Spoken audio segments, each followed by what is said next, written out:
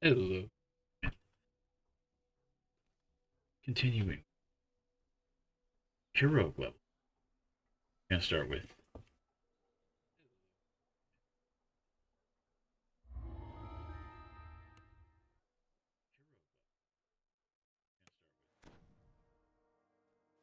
You stumble out of the frigid mists and into a densely built courtyard. A voice drifts up from down below. Nothing. Somebody nabbed this one before we got here.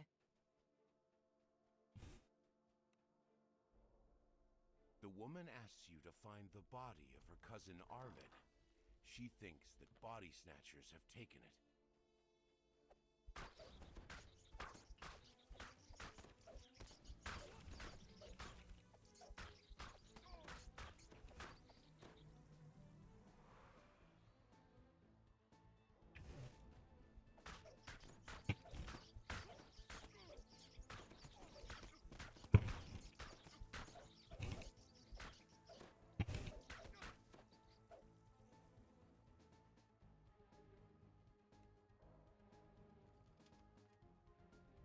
Too late. The birds got to him. Not even any bits we can salvage. She's so particular, and we can't afford to get on her bad side. Nobody wants to get on her bad side.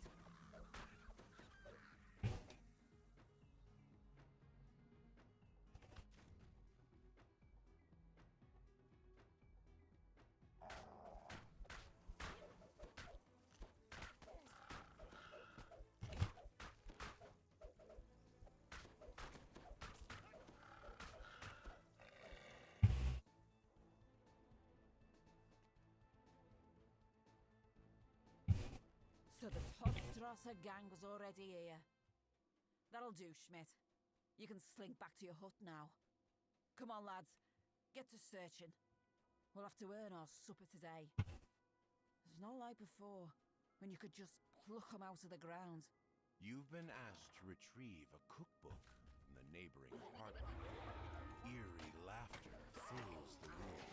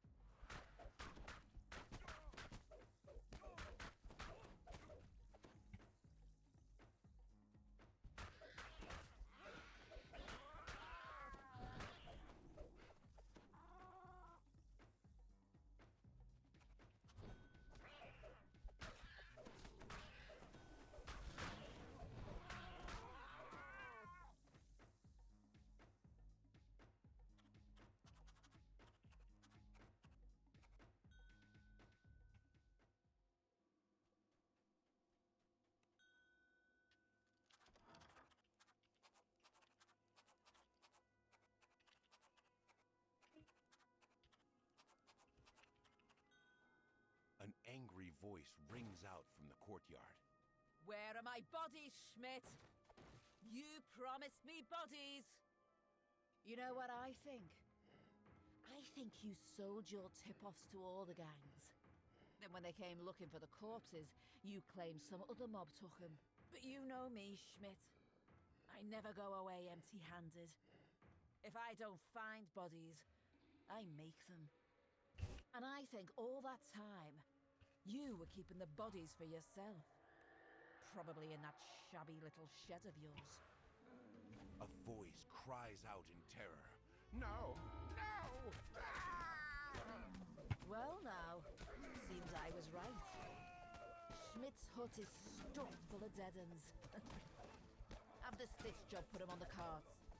A lone woman stands watching the murderous body snatchers. She seems to be oblivious to the danger and the cold. One of the body snatchers spots you. Oi, get your hands off our property. That stitch job belongs to the deadmongers. You found Cousin Arvid's body. Perhaps now he can receive a proper burial. Deal with this rat bag, lads. I'm off to Dead Man's Crossing. I've got some things to talk over with the others. You've defeated the body-snatching criminals. What sort of place have you stumbled into?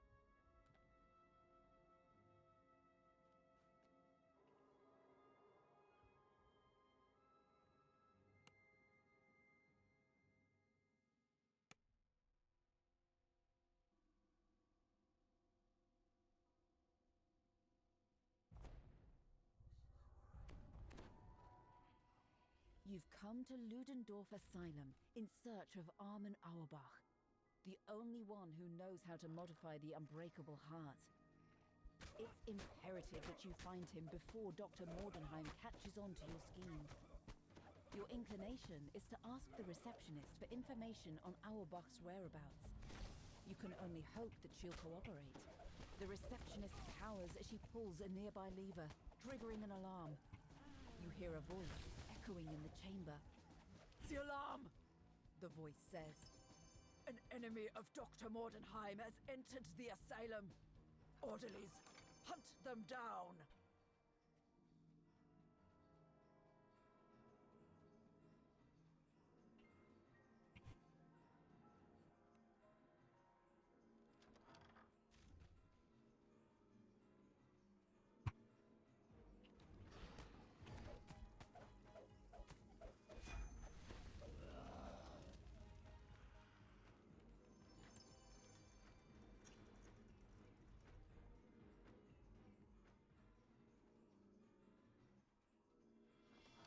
You hear a growl and a slurred threat nearby. A patient must have confused you for an enemy.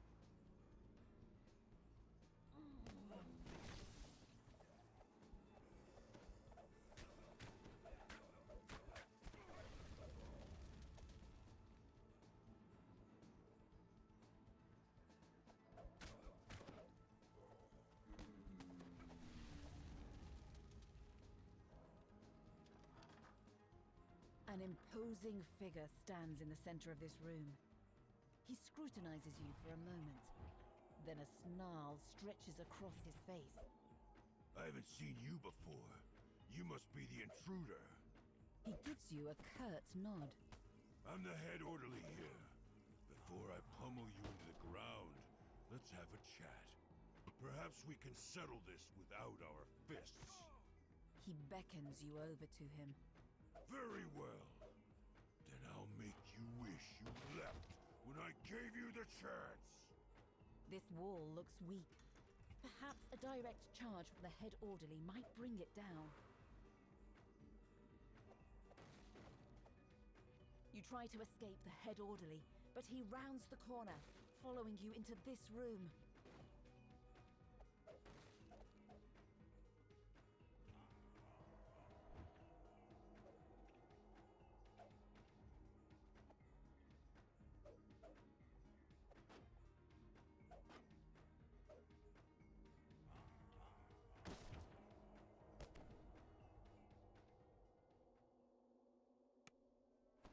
You run through the gap left by the broken wall. You expect the head orderly to come after you, but he hesitates when he sees the patients gathered nearby. Go ahead, run. He says. I'll find you later, away from prying eyes. You find a rusty fishing rod leaning against the fountain. You bring it with you, just in case you have a use for it later.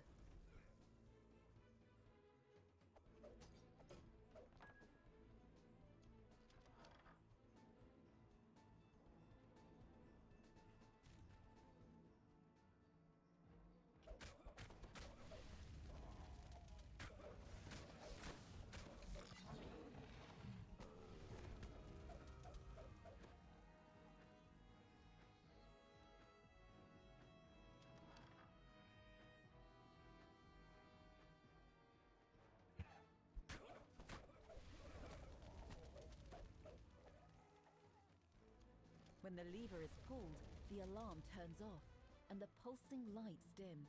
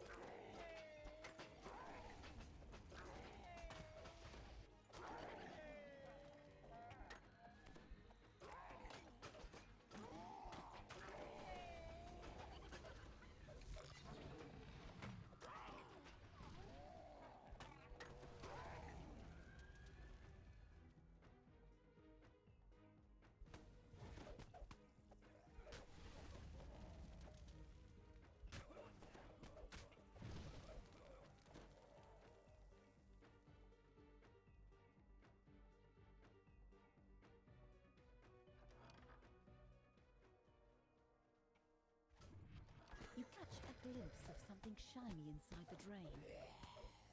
A key, perhaps? But the fetid water prevents you from getting a closer look. If the water were drained, you could use the fishing rod to probe its depths.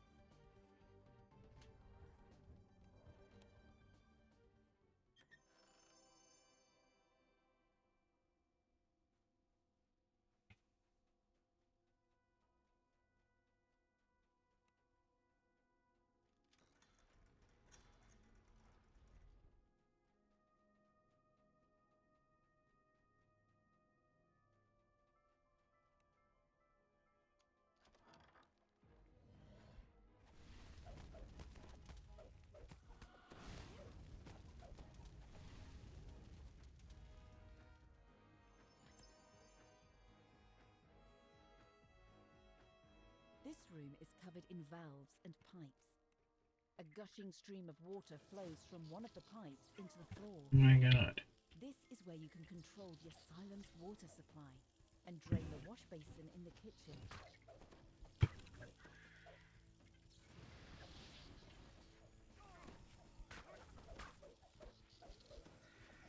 The valves lock in place and the door opens. Now that you've drained the water from the wash basin, you can use the fishing rod to reveal what lies within. You hear a creaking noise beneath your feet. The floor crumbles beneath you, and you plummet into a trash-filled room. The Otyugh withers and dies.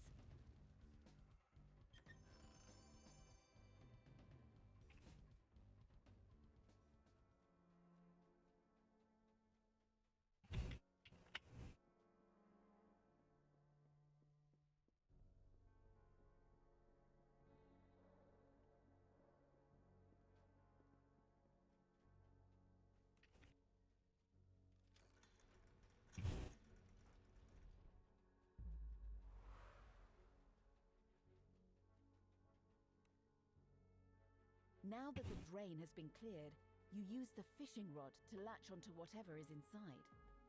Your effort rewards you with a silver key, the missing key to the patient's wing. The plaque beside this door reads Patient's Wing. You'll need a silver key to open the door.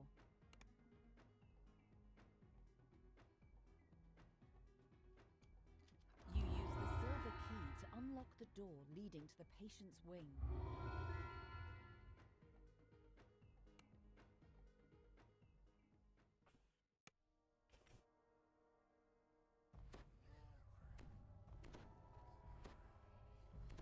You return to the asylum, ready to find and free Armin Auerbach.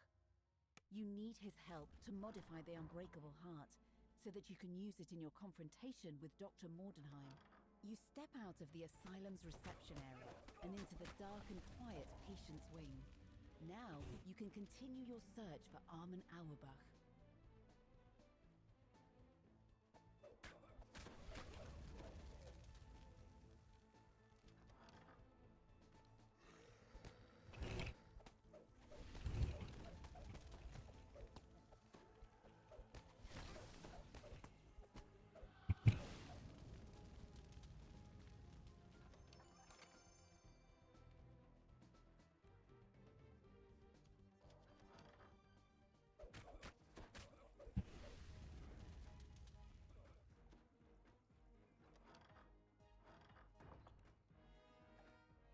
You find a small manual.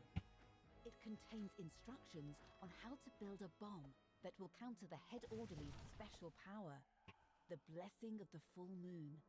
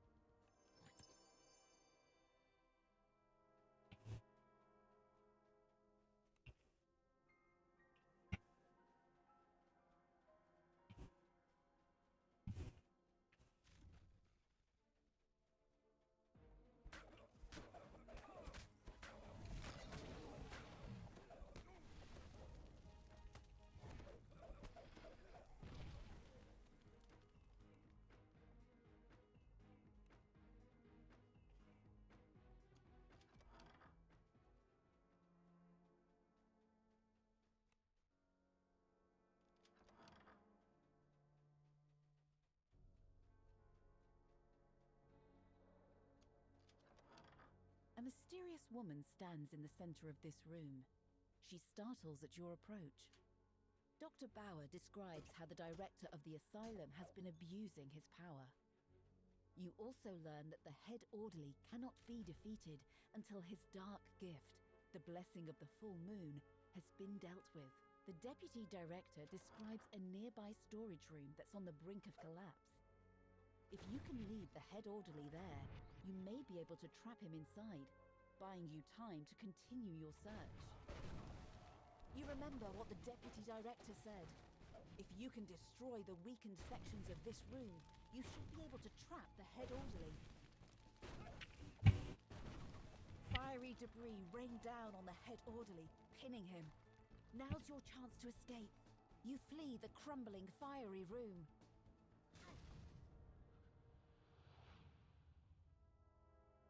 You enter the correct passcode. The safe springs open, revealing an iron key. You find an iron key inside the safe. This will unlock the door to the basement. You find an incomplete passcode inside this journal.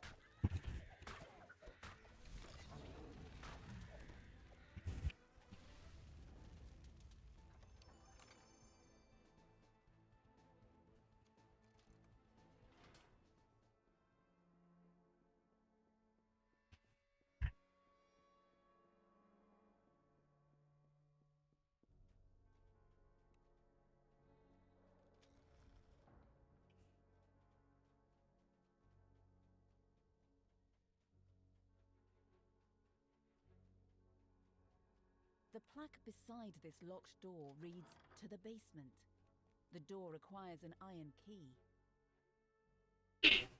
You turn the iron key in the lock. The door to the basement swings open.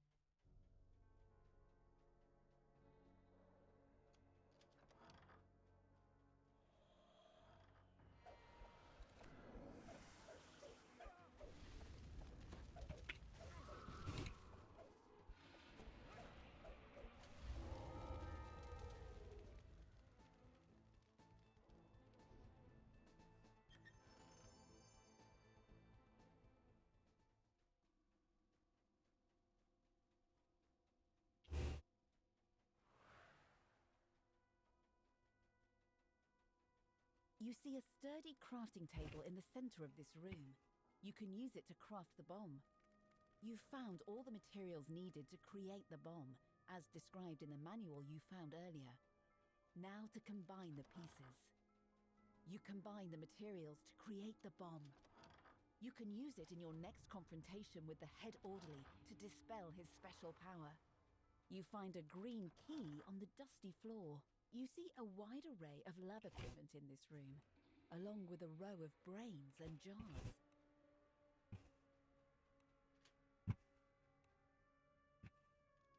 A panel in the wall slides open, revealing a hidden passage.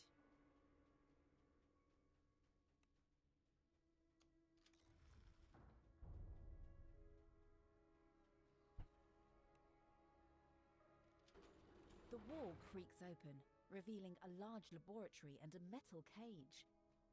A gnome imprisoned in the cage calls out as you approach. Who's that? Mordenheim? It couldn't be. A friend?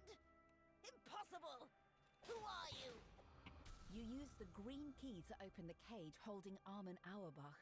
Armin Auerbach says he'd help you if he could, but the asylum's director would never allow him to leave. To prove the point, both the director and the head orderly immediately walk in, seeking a final confrontation. The head orderly charges, the director springing to action beside him. The asylum's director crumples to the ground. He won't be able to mistreat the asylum's patients any longer.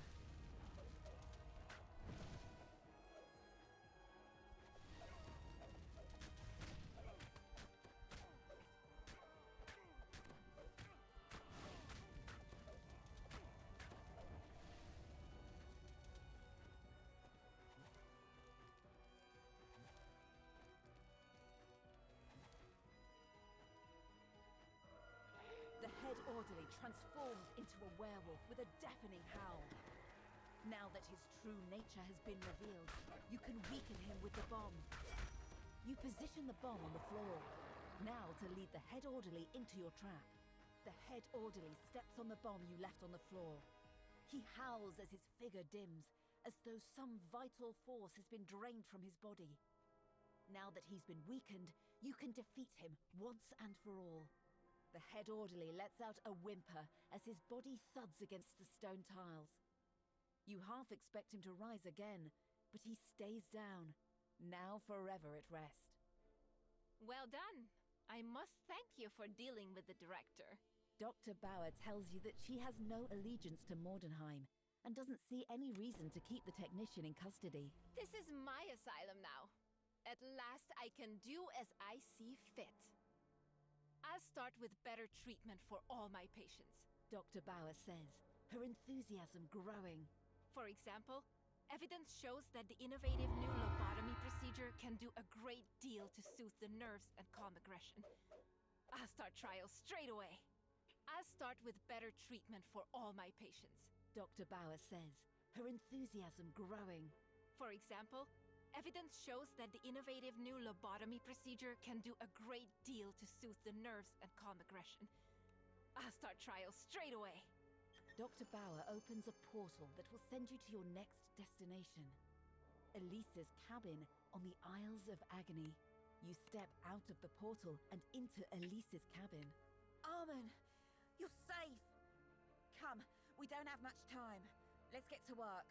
Elise says she's ready to undergo the procedure. She nods at Armin, signaling him to begin. Armin begins work on the unbreakable heart, modifying its structure so that it will self-destruct when triggered by Elise. Elise gives you a grim nod. Just get me in front of Victra and I'll set off the fireworks. I might be going down, but she's coming with me. I'm ready to go to Schloss Mordenheim whenever you are. Defeating Victra won't be easy for me, but I think you have what it takes to help me do it. Victra, my love, your time has come.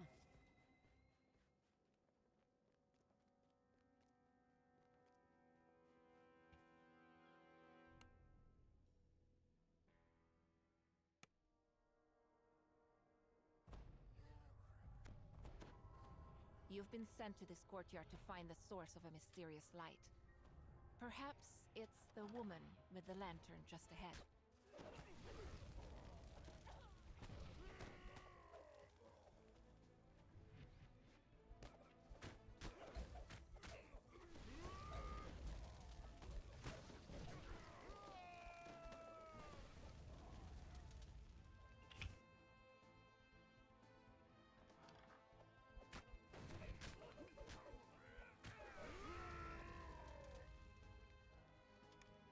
You pull the lever and the loud scraping noise rumbles nearby. For some reason, you suddenly smell fried food and stale beer. This explains all the deadmongers. You seem to have stumbled into one of their favorite taverns. Several of the grave robbers rush towards you, itching for a fight. The bartender explains that the Deadmongers took over this building after they abandoned Gruber Manor next door. Apparently, that place became overrun by the undead.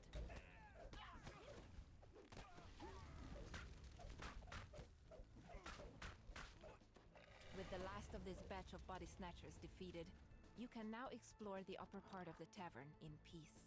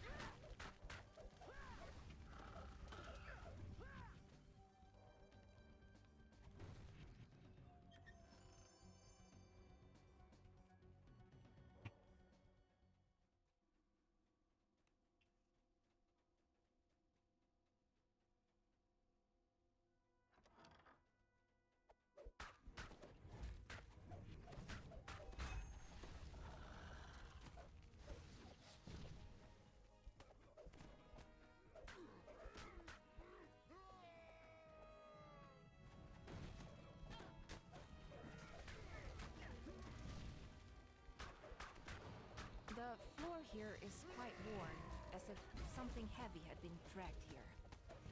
But the wear ends abruptly at a blank wall. The door opens, revealing a concealed passageway. You can just make out the marks of wagon wheels on the stone floor.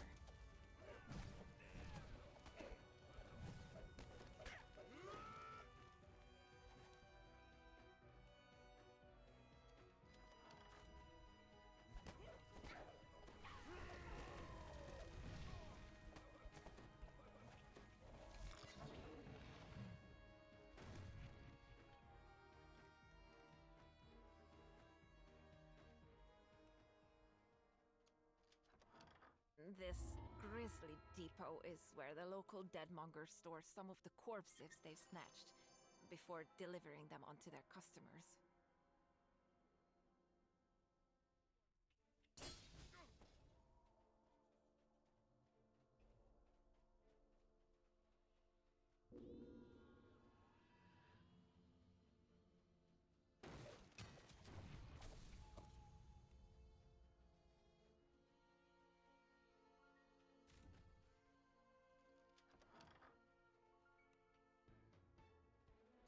The sealed doorway shatters into pieces, revealing a large open courtyard. Then, the snow itself begins to move.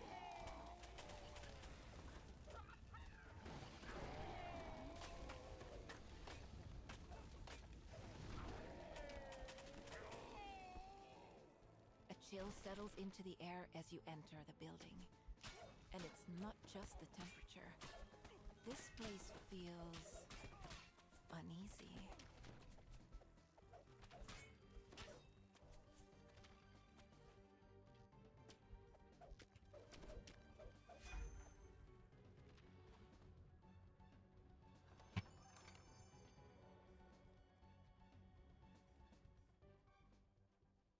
Dust and decay hang heavy in the air. A single lit crystal is mounted near a sealed doorway to the east.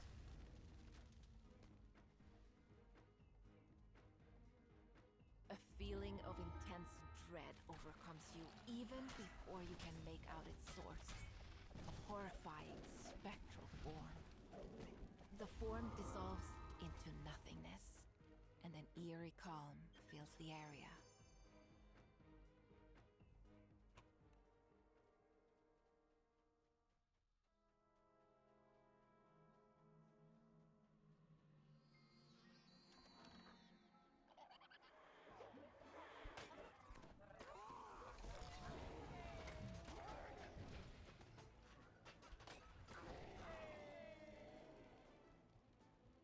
When the lever is pulled, the crystal dims. A loud click can be heard from the sealed doorway.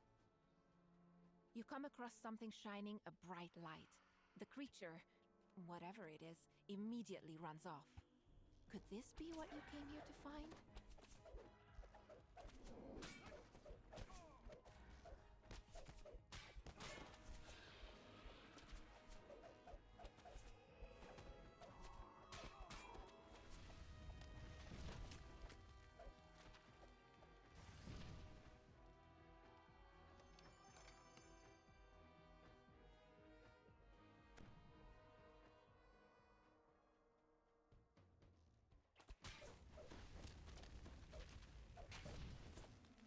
cold grows even more intense.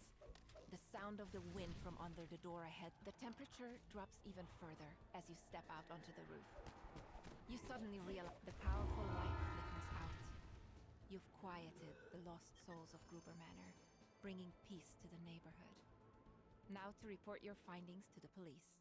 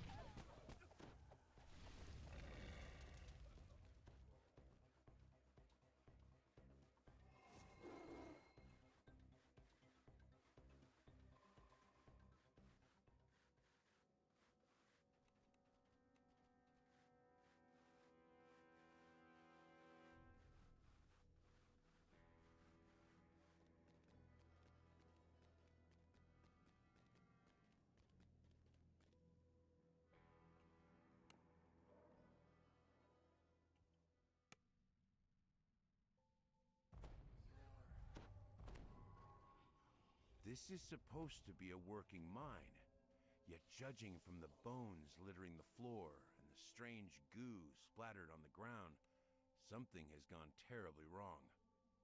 The Overseer explains that he needs 2 ores from the mine to find the unbreakable heart.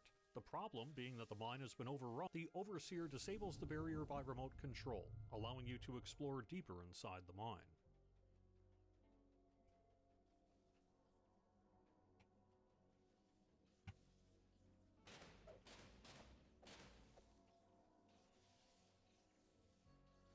This speaking device is shielded. Perhaps there's a way to remove the shield nearby. Twisted forms burst forth, ready to attack. These must be the creatures the Overseer spoke of.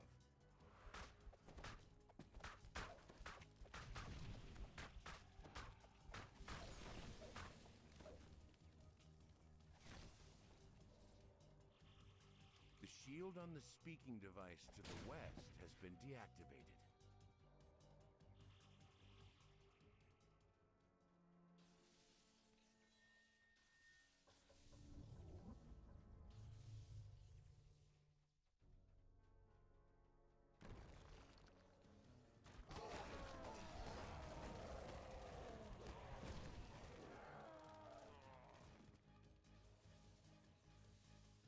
This speaking device is shielded. As you examine it, an unfamiliar voice calls to you from the west. Fortunately, it's an ordinary woman, and not one of the strange creatures. You hear a piercing cry from behind the door that just closed. You don't want to think about what that might mean.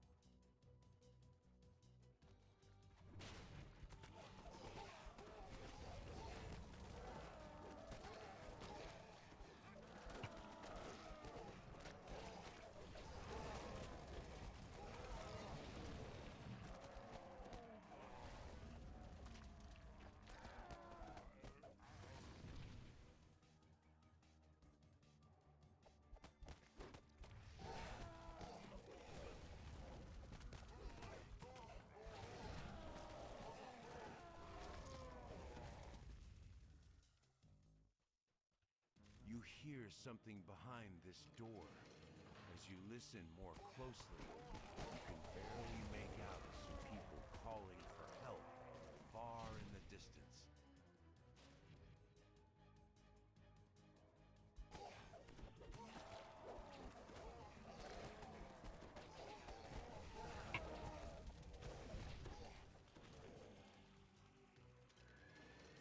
The people locked inside these cells beg for you to free them.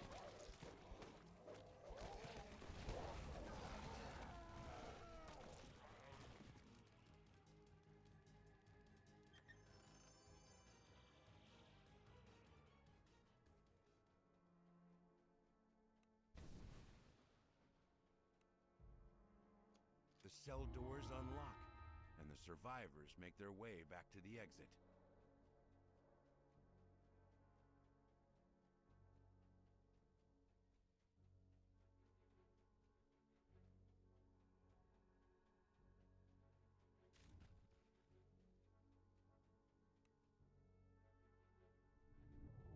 A corrosive liquid fills the bottom of this large chamber, which seems to have partially collapsed.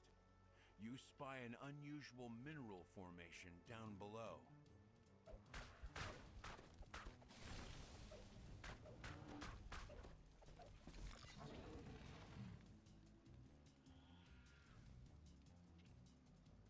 You recovered some Victranium ore, one of the minerals the Overseer asked you to find.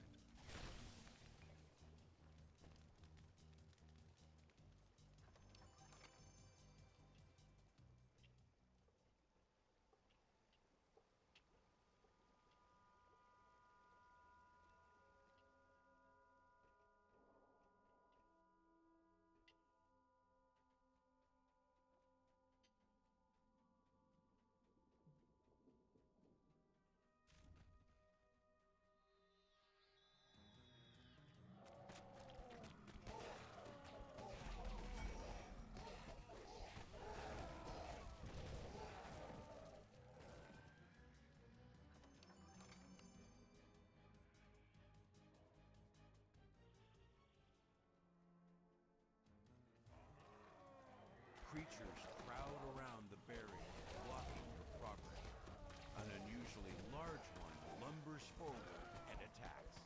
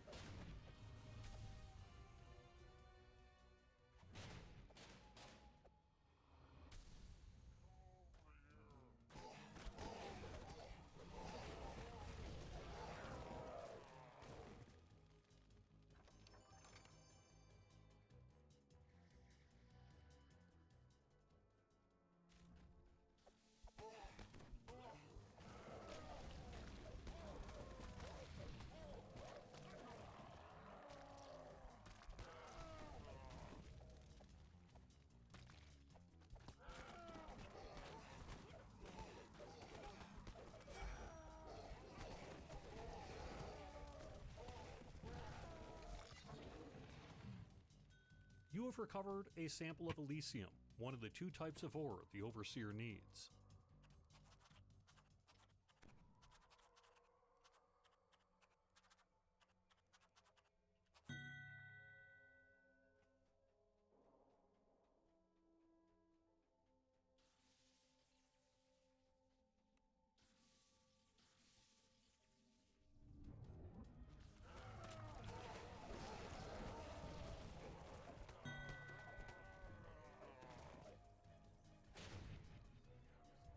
I actually activate that. Yeah. Somebody wanted to join in, but they need to actually flag.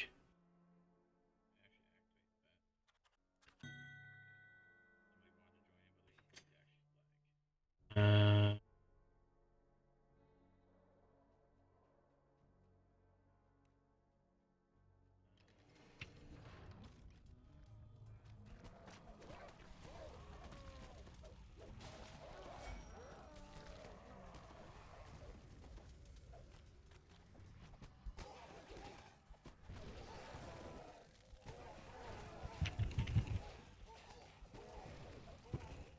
The Overseer steps forward, eager for you to give him the minerals so he can activate his device. The Overseer says he's going to take credit for cleaning out the mine and finding the unbreakable heart. He just has to take care of one loose end first. You. The device whirs to life, then marks the location of the unbreakable heart on the map.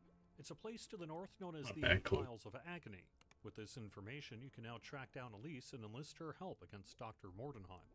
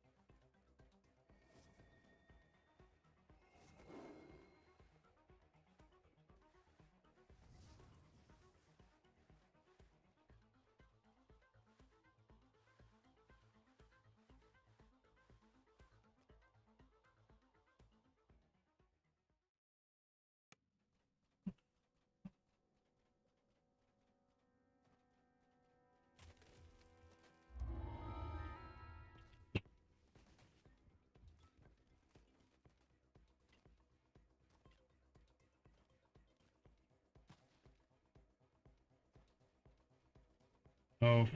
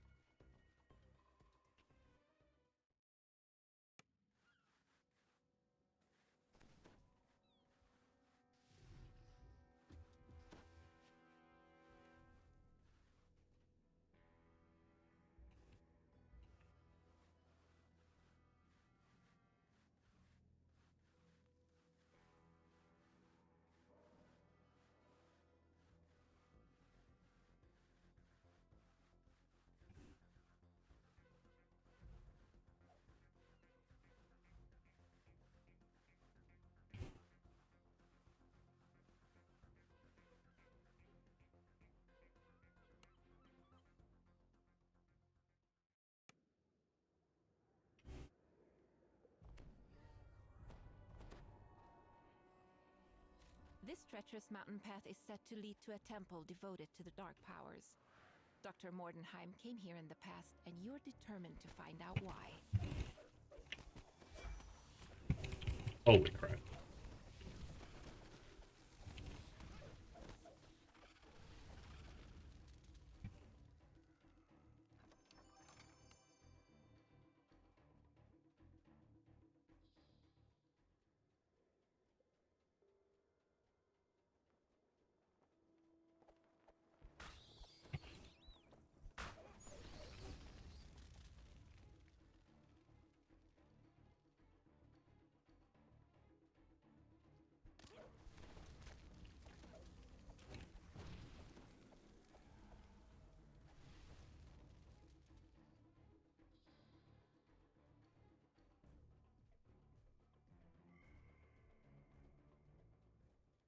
The air shimmers as figures take form. It must be one of the visions of the past you were told of. Here we are. The Sleeping Beast Mountains. Ready to get your wish granted? If we don't plummet to our deaths in the process. Oh, back up, Victra. We might not die. I merely jest, Elise. How could I let us fail? That's the spirit. Your vision of this previous journey up the mountain fades, and then there's a crashing sound as the ice wall collapses. Oh.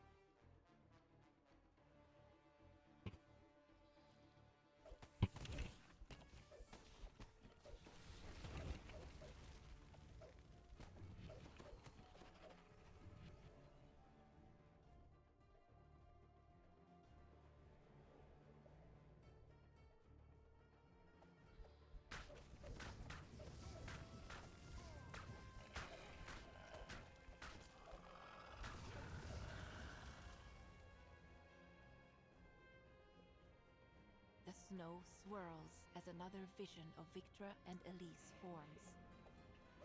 What will you wish for when we reach the top? If the legend is true, you mean? Let's say it is. The secrets of life and death. The secrets of the difference between a pound of flesh and a man who thinks and feels.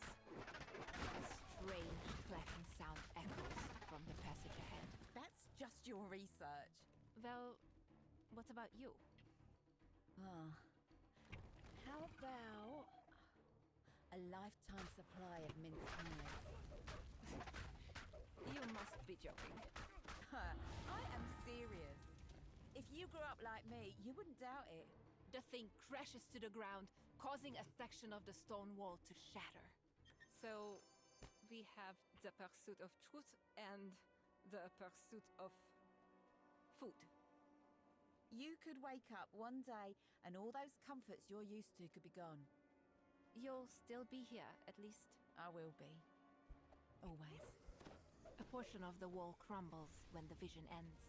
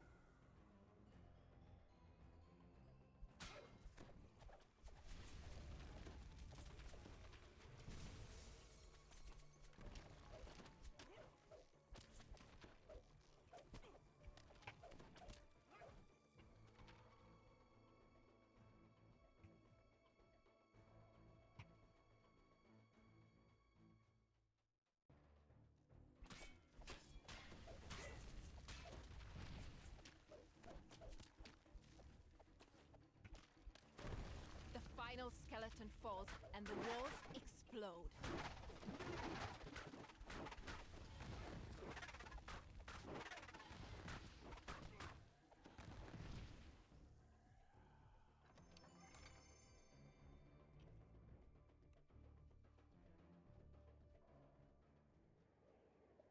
A vision of the past emerges on the ledge in front of you. This can't possibly be the end. There's no way forward, love.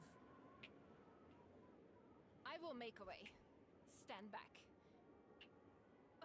Damn! It's far too icy up here.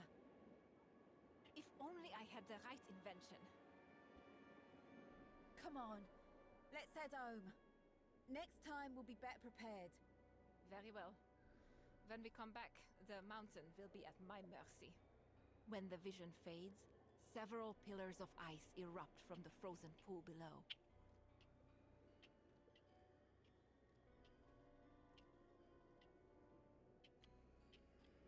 This vision seems more recent. Victor Mordenheim seems older and filled with a grim determination. I'm back, Elise. And this time I'm prepared. Before long, my wish will be granted, and the heart will be finished. Wait for me, my love. I will bring you back to life. The vision ends with Dr. Mordenheim triggering a switch in the wall, causing the concealed door to slide open.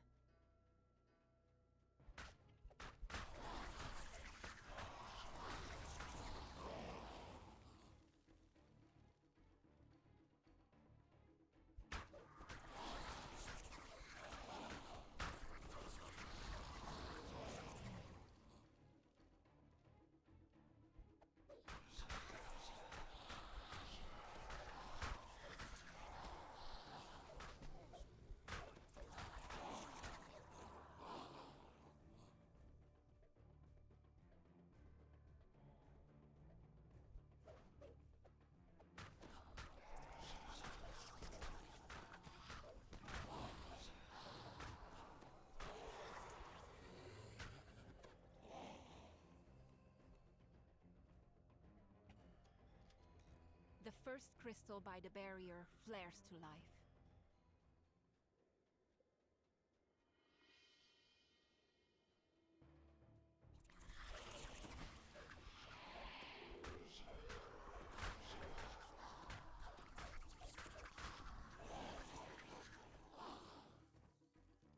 barrier wavers as the second lever is pulled.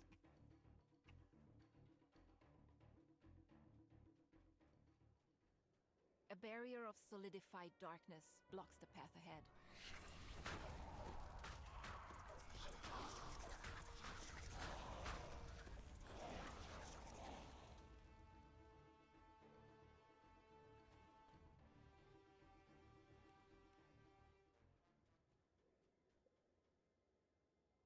The final lever is pulled, and the barrier fades.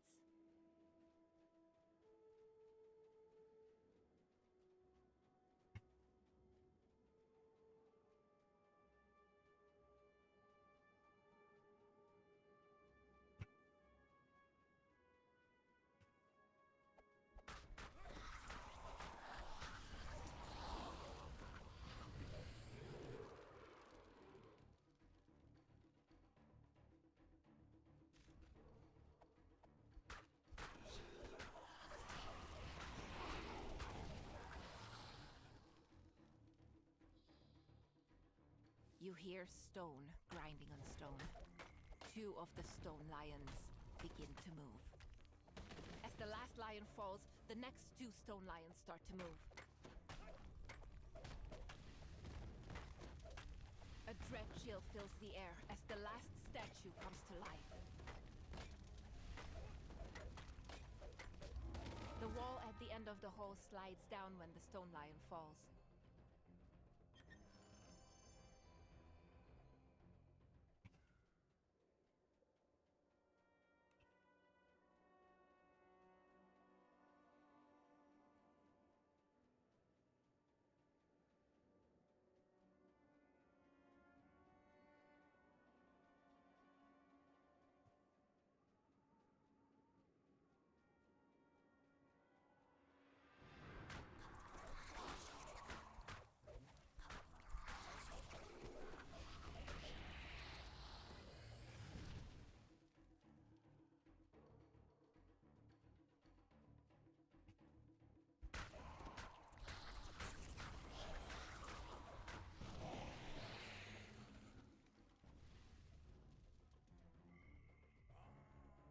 As you approach, the two amber golems begin to move.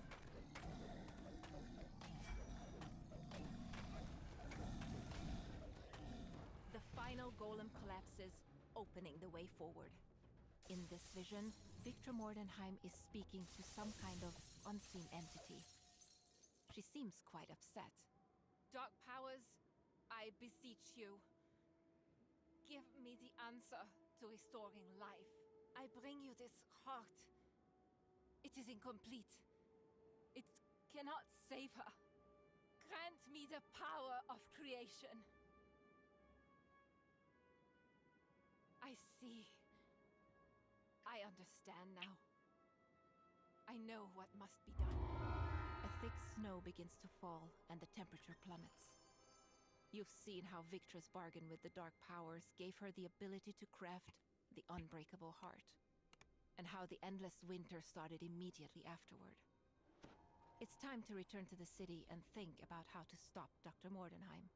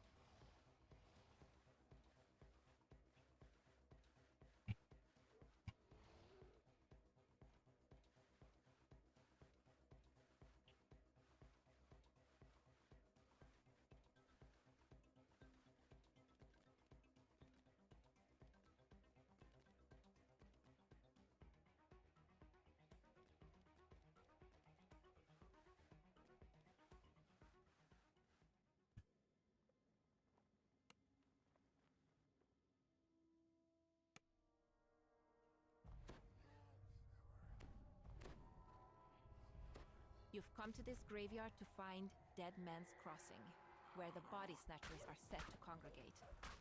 Time to track down the leaders of the Deadmongers.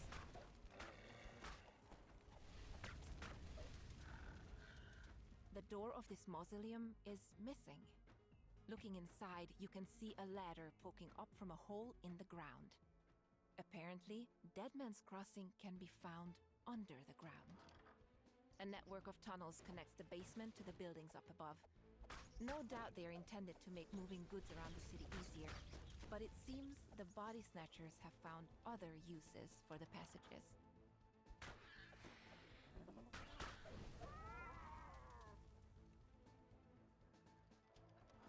This passage opens up to a large cellar, where some locals have set up camp.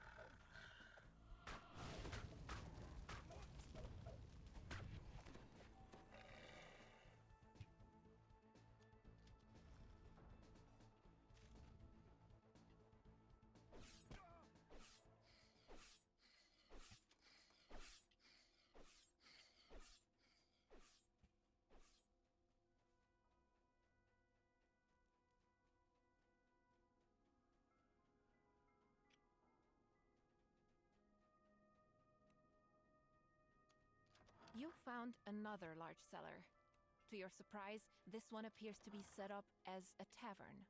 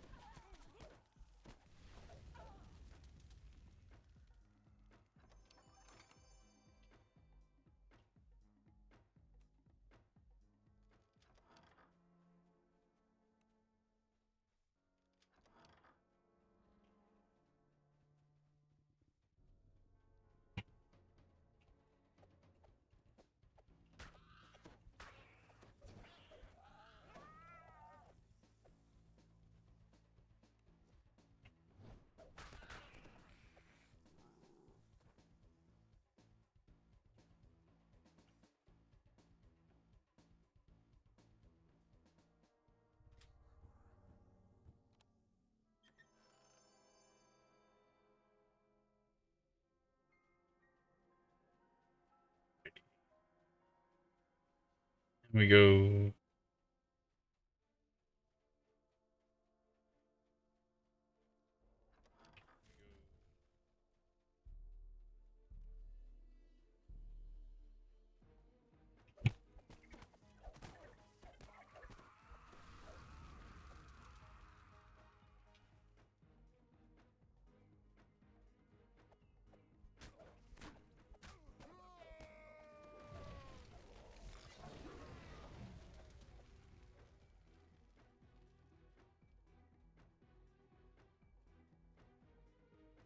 Keening wails fill the air, and a terrified form appears. The wailing falls silent as the gallows speaker discorporates.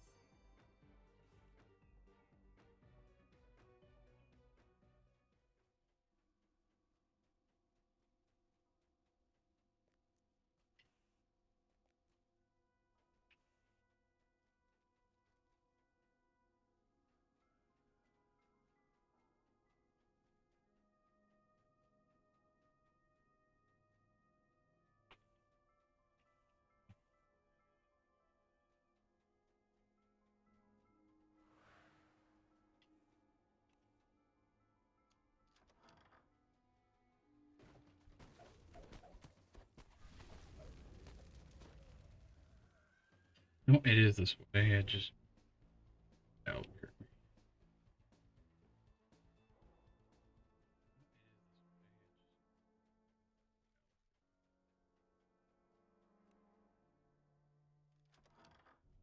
You've arrived at what appears to be the main base of the body snatchers. It's eerily quiet.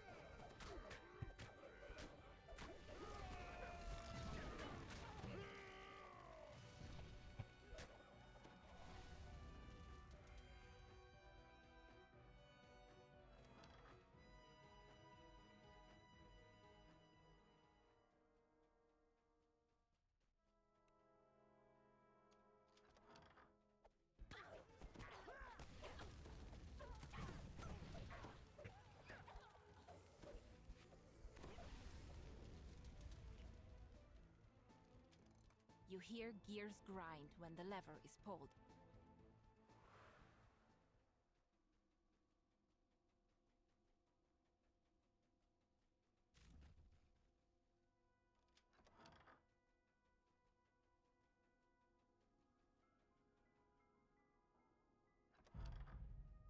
The deadmonger turns to face you, annoyed. You couldn't leave well enough alone, could you? Time for you to get what I gave old Schmidt. Well now, guess you're better than I thought. But are you good enough for this? The dying body snatcher gasps out. Don't let them take me. With the second lever activated, the metal grate slides into the wall. The floor shifts and buckles as a creature rises from the refuse-strewn floor. The ground shudders as the massive creature falls.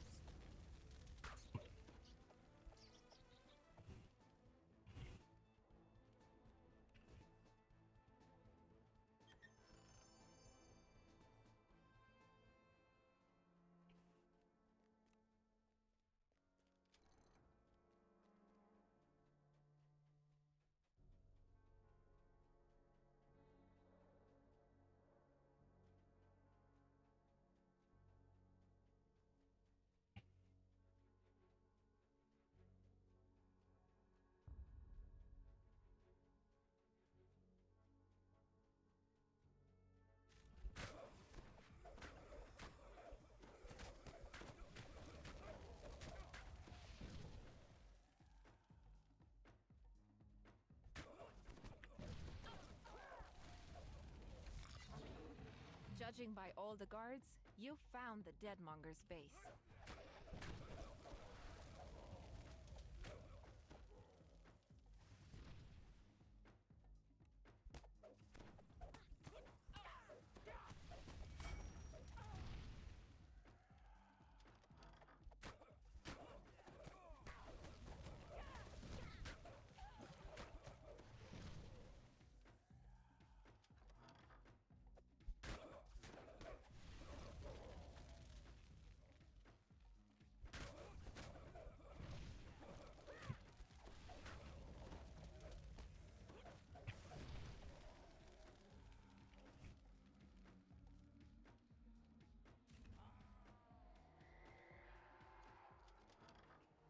The Deadmonger leader sneers at you. The beleaguered Deadmonger barks. The Deadmonger leader slumps to the ground. Now, he's just one of the corpses he dealt in. You've defeated the Deadmonger gang, but you've learned enough about this place to realize that defeating one gang won't If I stop recall, the the gang rings from are actually the rare. If you can't end the supply, perhaps you can cut off the demand instead. Time to investigate where these bodies are being I'm not delivered. entirely sure on that. I'll have to look it up.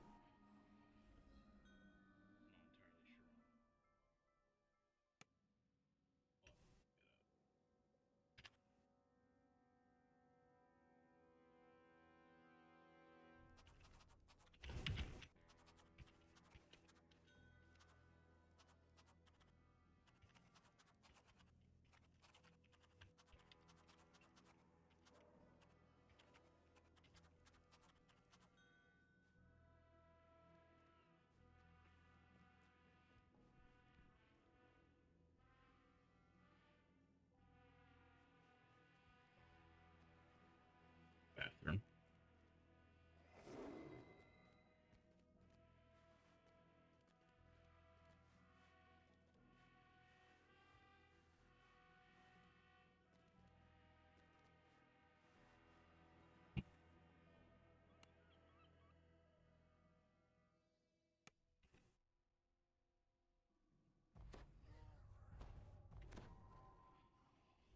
This is where goods of all kinds are delivered to Ludendorff University. Perhaps the foreman knows why dead bodies are being brought here. The foreman says the bodies are being delivered to the Institute of Revivification Studies. He suggests you find the Institute director and ask him about it. The scientists warn you away in no uncertain terms.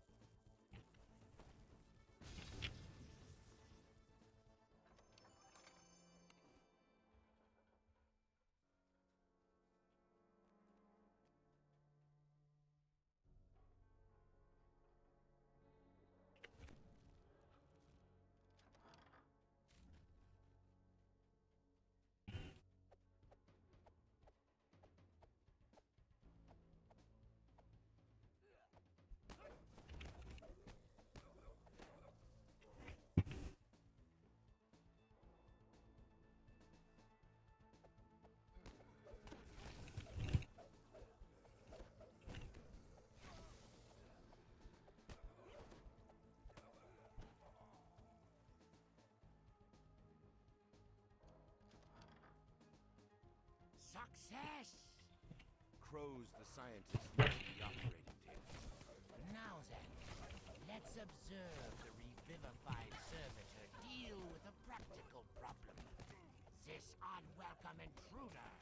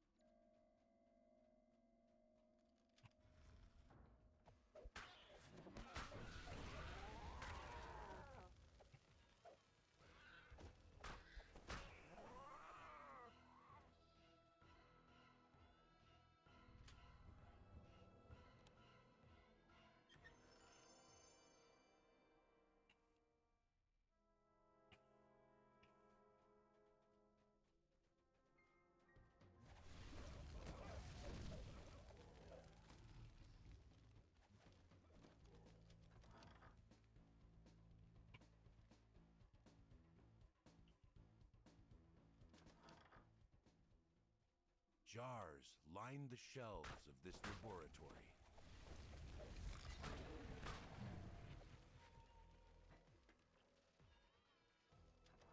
You found the director's office, but the Institute director isn't here.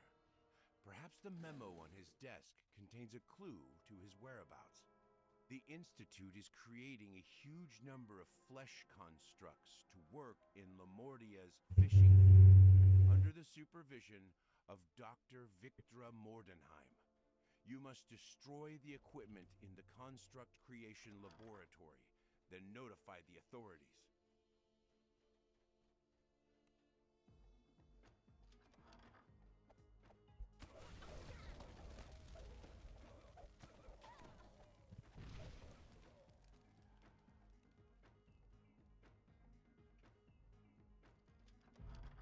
This room is covered with mystic symbols, quite unlike the other laboratories.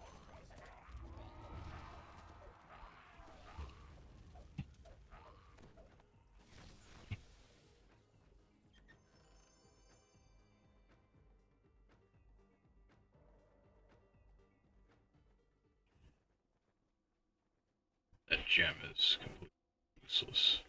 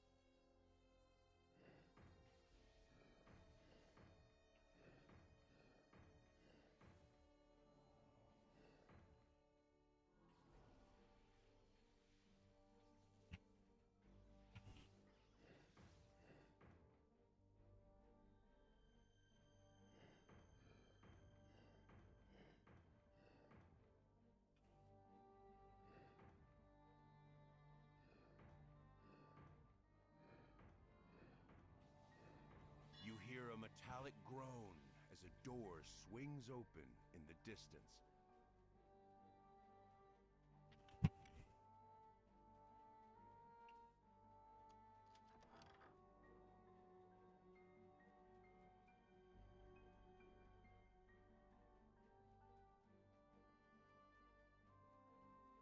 You spot the Institute director working on an array of equipment designed to create multiple constructs at once. He immediately rushes to attack. "You can't be allowed to hinder this project," he cries. "Too much is at stake."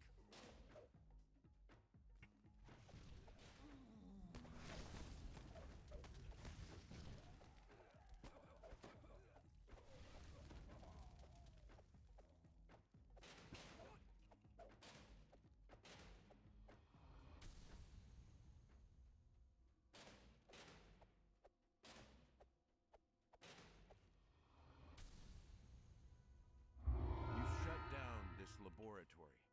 Yet to stop this morbid scheme completely, you will need to confront Victor No helm. herself. Oh well. Time to contact the authorities and tell them what's going on.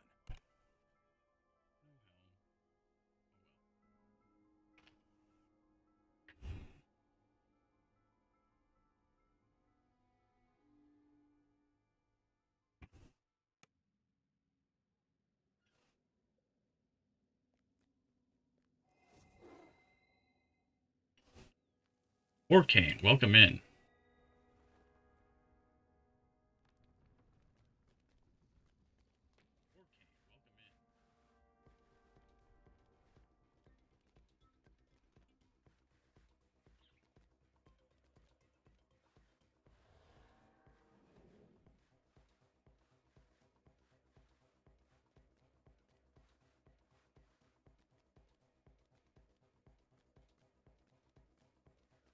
Gonna go to the zoo. It's where I belong.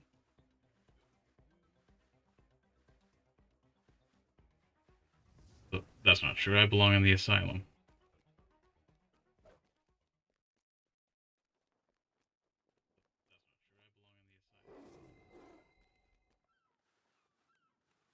This is up.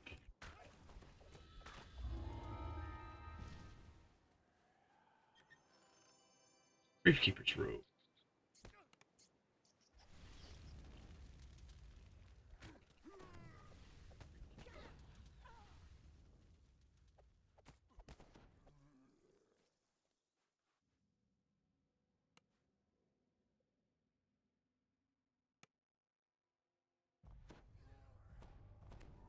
The effects of the blizzard on the How's it going today, Warcane? are still apparent. Huge snowdrifts fill the cages and block doorways. A pack of strange creatures bursts into the courtyard, shouting for food. This must be a maintenance area, judging by the tools scattered about. You found a shovel. This will come in handy when faced with a snowdrift. You use the shovel to clear the mass of snow that blocks your way.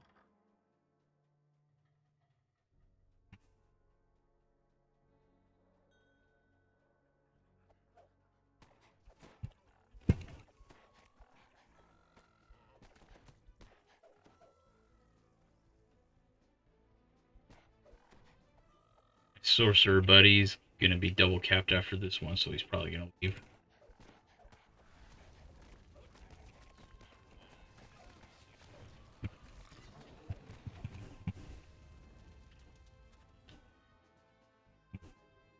Deep, desperate roars come from the nearby building. The lions roar hungrily when you enter the building. From their gaunt forms, you can tell they haven't eaten for some time. The zoo's automatic feeding system has broken down. If you don't repair it, the remaining animals will slowly starve to death. This is a component part of a larger machine.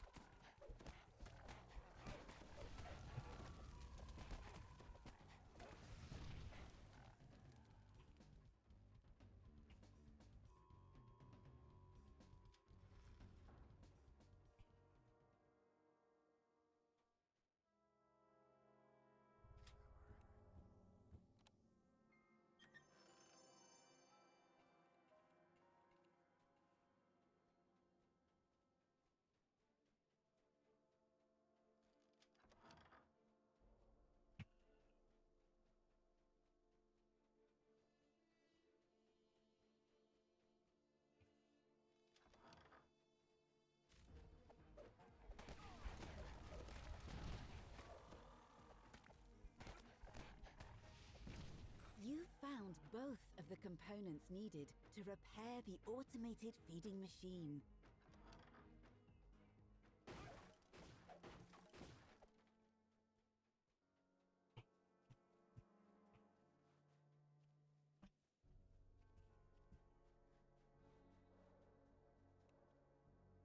Head towards the optional.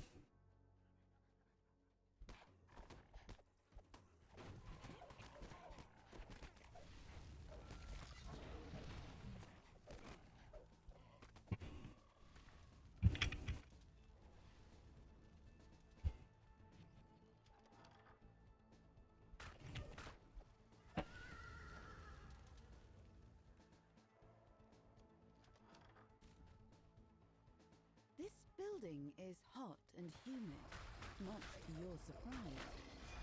Apparently, the heaters in here didn't fail during the blizzard.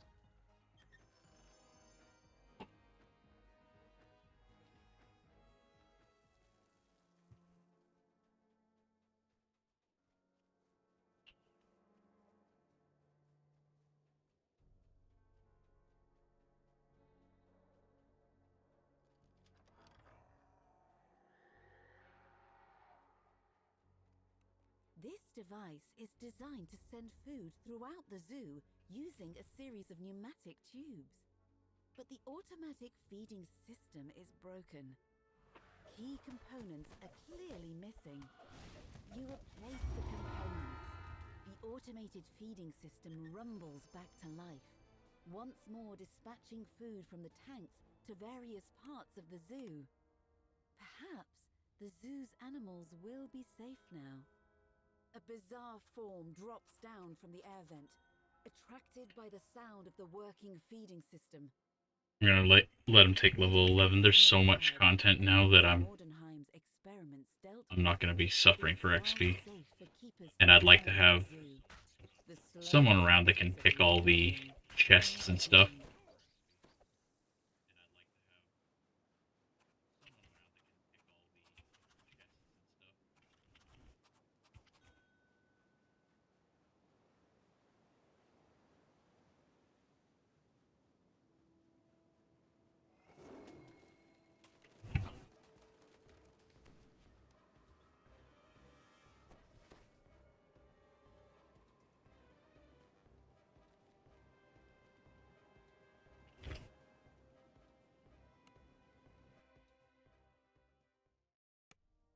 You enter the quiet foyer of Schloss Mordenheim, a vast, half-abandoned castle. Dr. Mordenheim surely waits inside, but whether she's aware of your plans is unknown. Elise beckons you over, restless to get started. Victra's probably up in her tower, at the top of the castle. She doesn't spend much time anywhere else. The lobby is littered with electric machinery and what must be deliveries for Dr. Mordenheim. There's a conspicuous elevator in the center of the room. You investigate the elevator. Power has been cut from all levels, aside from the entrance floor. You'll need to find a way to restore power to each level. 2 wheels, dotted with runes, are propped up against this wall. A yellow crystal between them matches the one above the door nearby. Both wheels click into place, and the yellow crystal lights up. The nearby door opens.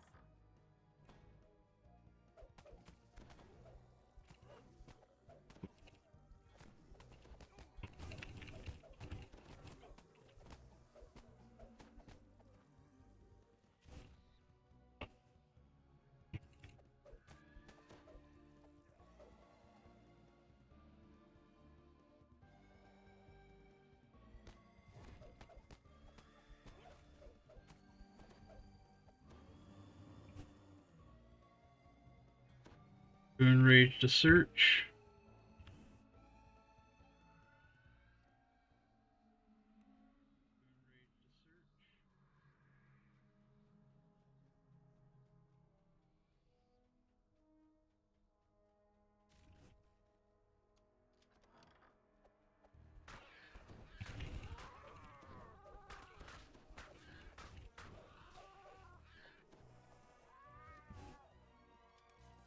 Pulling This lever illuminates a red signal crystal. This should unlock the locked door in the lobby to the north. This door is locked, but you hear faint growling on the other side.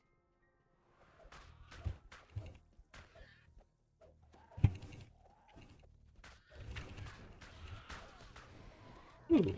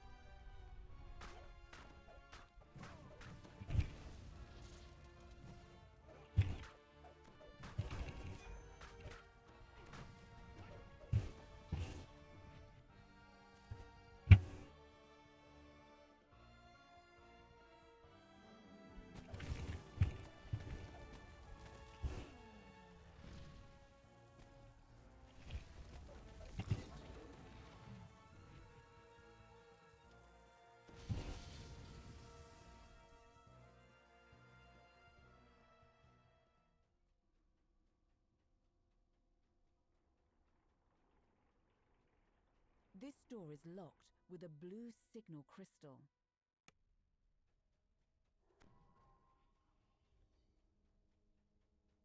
This is probably the hardest fight in here is this guy. Inside this room, Especially in High Reapers. creature. It must be one of Victra's experiments. His damn spell can annihilate my entire health bar Victra's head. on Legendary. To your surprise, it begins to speak. Raise your glass. The thing croaks in a barely recognizable voice. To Lambordia. Could this be the Baron? The thing doesn't seem to recognize you. It attacks. This door is locked, cutting off your access to the rest of the experiment floor. However, you can see another door down the hall. Another rune on this elevator has been powered. You can now access the next door. Step out of the elevator and onto the experiment floor.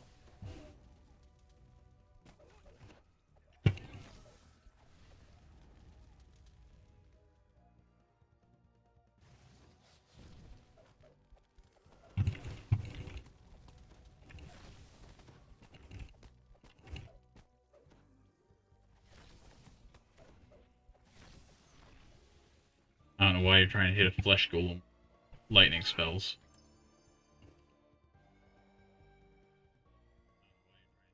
When you pull this lever, a green signal crystal lights up, unlocking the door to the Then floor of again, the elevator. because these ones are actually weak to fire. Various They're based on signs of Frankenstein. light are scattered throughout this room. A complex configuration of tiles sprawls over the floor.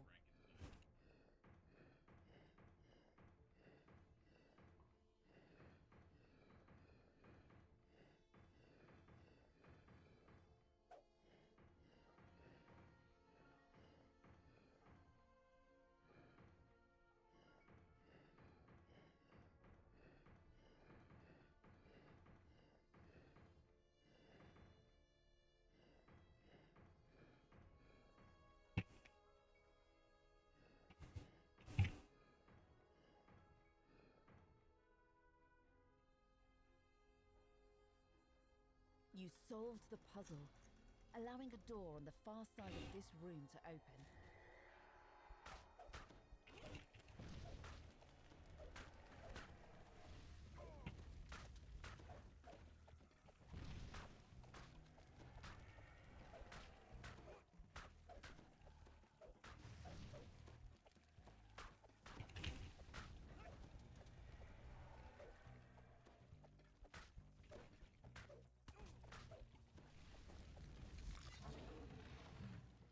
This key will unlock a door in the stairwell that leads to the living quarters.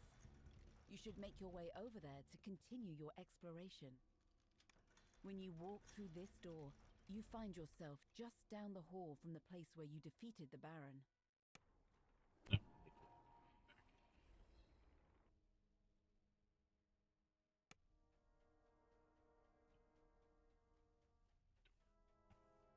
You use the iron key to unlock the door in the stairwell to the east. It leads to the living quarters. You find yourself in a large room, covered wall to Oopsies. wall in Holy crap. electrical equipment. Scaffolding leads upward to a second level.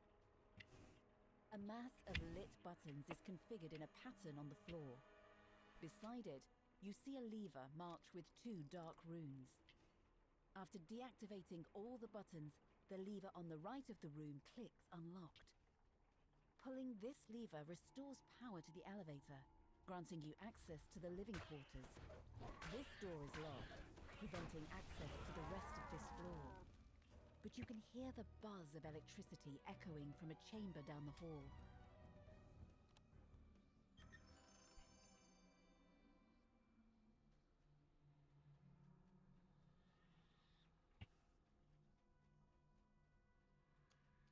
You enter a sparsely furnished bedchamber. It looks like it hasn't been used in a long time. It was our room. I'm not surprised it's so run down now. Without me, Victor has no reason to spend any time outside of her lab. A large and mysterious figure lies on a table in the center of this room. Just as you enter, it springs up. Pulling this lever unlocks the door marked with an orange signal crystal to the east. You encounter a curious creature when you enter this room. It's a green polar bear with what seems to be a gas tank on its back. The bear seems to be guarding the lever against the wall, the one that grants you access to the top floor. Before you can get close, the bear lunges toward you. The mutated polar bear falls, a cloud of noxious mist dissipating around it. You can now use the lever it had been guarding. Three quests after this, and then I'm gonna do Vaughn 1 and 2. Elevator. You've unlocked access to the top floor, Then I'll take where level Lady 11. Mordenheim waits in her tower. All the rooms on the elevator have been lit. Now you can travel freely between all floors in the castle. You've arrived at the top floor of the castle. You should find the entrance to Dr. Mordenheim's tower nearby. You have made it up to the tower at last. Near the back of the room, engrossed in an experiment, is the woman you've come to confront. Dr. Victra Mordenheim. Victra's eyes flick upward as she takes you in. Without so much as a grunt, she returns to her work. Elise, you've returned. Care to explain the rabble you've brought with you? Elise steps forward. I'm here to end things, Victra. You know we have to. I assumed things were over between us when you left. With my heart. You know what I mean. I can't let you make any more unbreakable hearts. As long as this heart beats, Lemordia will suffer. And how do you plan to stop it? The heart is unbreakable. Unless you found a way. Auerbach! I knew I should have gotten rid of him permanently. I'm sorry, Victra. Neither of us is leaving this room alive. Victra narrows her eyes. Speak for yourself. You know, I've been teaching myself ways to use the court to my advantage. You will make an excellent test subject. The temperature in the room drops as Dr. Mordenheim attacks. You've managed to weaken Dr. Mordenheim, but before you can land another blow, she ascends, leaving behind experiments for you to confront. You reach the top floor of this tower. Victra glares at you. You've overcome my challenges. So be it. It is time for you to die! Victra falls back, wounded. She runs over to a door on the side of the room. "After her!" shouts Elise.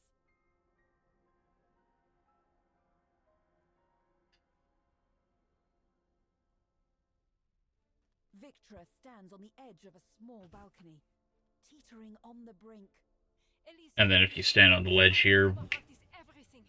What is Elise before she about? knocks her off, Everlasting life it can actually bug the quest. I said it's over, Victra. I meant it. Elise runs at Victra, and both plummet over the side. Victra lies motionless in the snow, with Elise beside her. "I'd back up if I were you," Elise says. Elise. Don't. Victra croaks, struggling for every breath. "Goodbye, Victra. Despite everything, you'll always have my heart." Without another word, Elise puts her hand to her chest. There is an explosion of heat and light. And they are gone, with Victra Mordenheim dead, and the unbreakable heart destroyed. Lemordia will return to a more hospitable state. Only time will tell whether the country will recover. But you can only hope that Elise's dream of a better world will overcome the realm's dark past.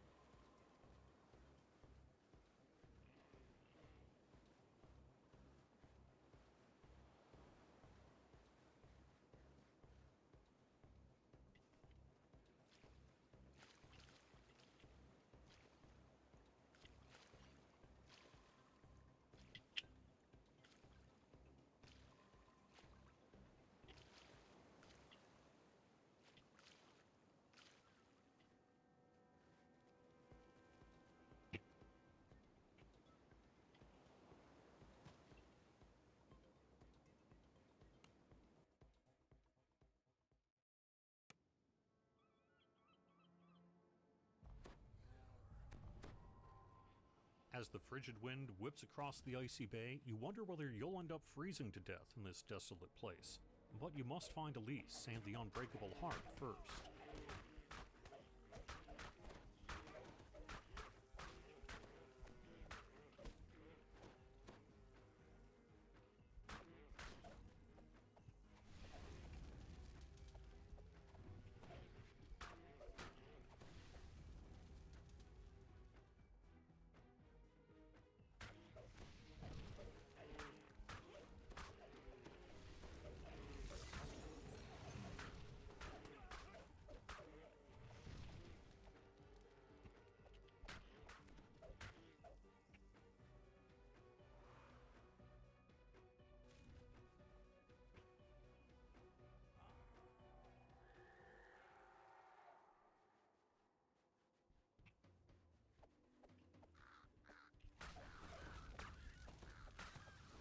These petrels are actually quite terrifying sometimes.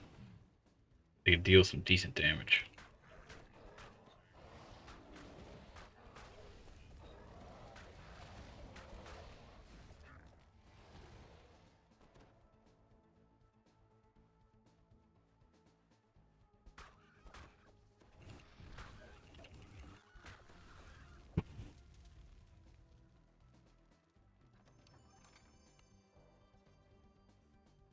A long-dead explorer lies here, half buried in the snow.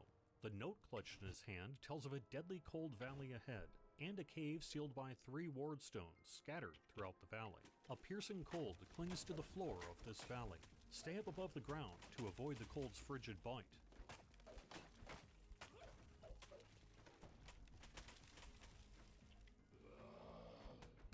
Now go ahead, hit me with some negative spells. I like being healed by my enemies.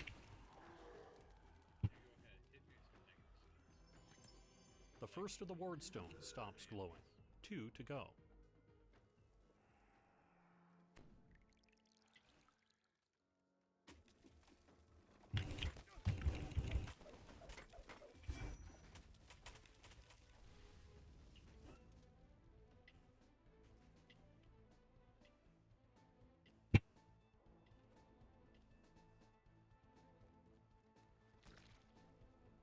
The magical barrier fades when you deactivate the second ward stone. 1 left.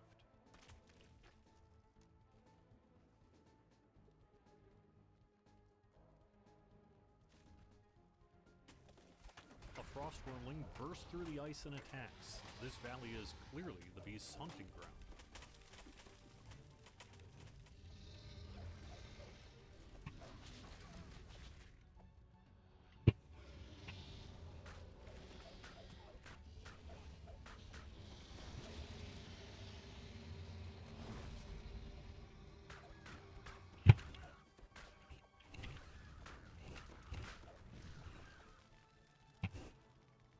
The third ward stone has been deactivated, allowing you to access a cave at the far north side of the valley, though there will surely be more frost worms along the way.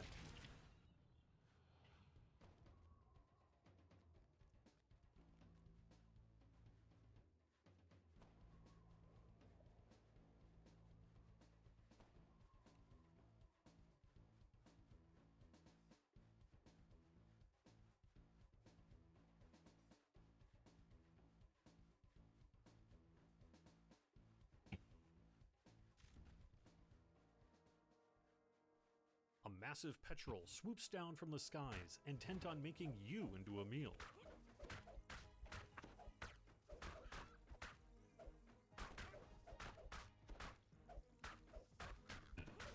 Stone guard. That's why I don't take much damage.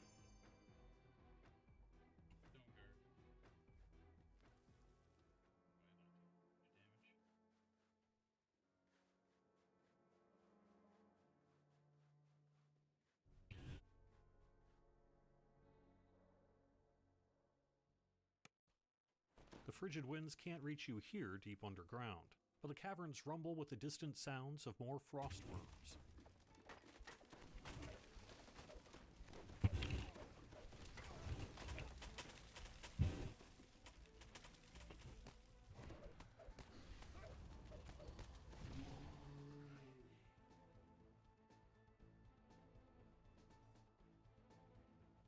This is the same type of magic barrier you've seen before. There must be another ward stone nearby. Hidden away within these caves is a comparatively cozy living space. Unfortunately, the Medusa who lives here gives you a less than friendly welcome. He died to an acid dot.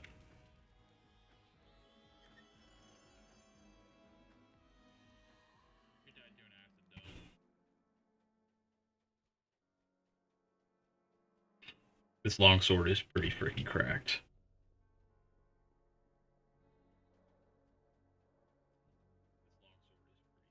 So I recommend if you don't already have one, have yourself a Laminus longsword or Laminus weapon in general, because they are quite good in heroics.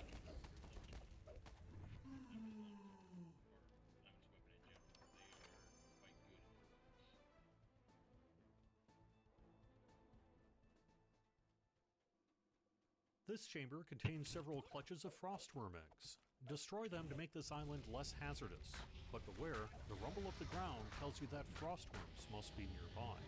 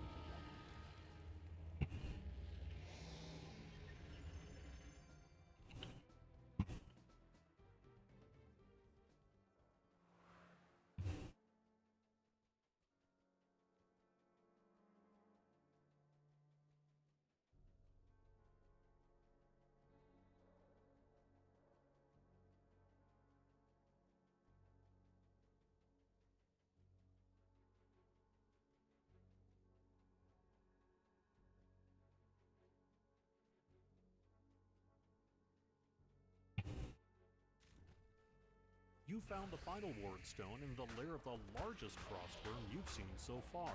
Defeat the beast and deactivate the ward stone. The final frostworm has been defeated, allowing you to deal with the final ward stone. The final ward stone's magic fades. Now you can advance further into the cave.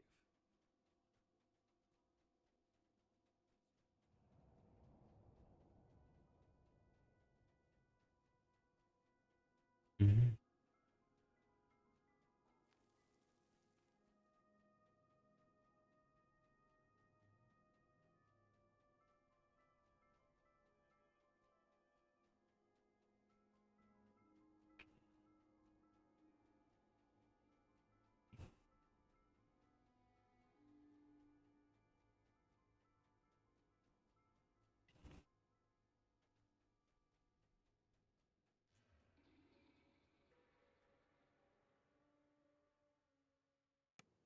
A lone cabin sits here perched on the icy shore.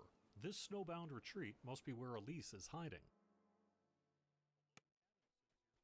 The air inside this dimly lit cabin is barely warmer than that of the tundra outside, yet you can feel an aura of warmth radiating from a corner of the room. Elise finishes telling her story. She's agreed to help you defeat Dr. Mordenheim, but first, she needs something from you.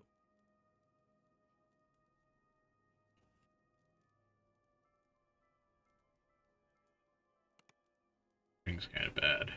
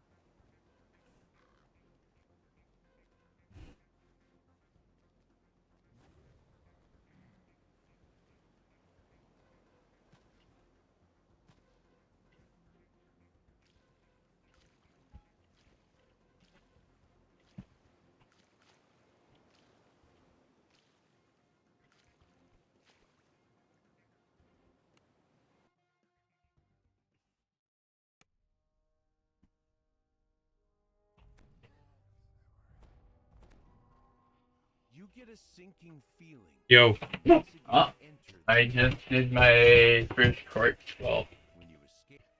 The servitor court. stood at Mm-hmm. For my bankruptcy, I have absolute discharge. I don't owe any money. caves freely.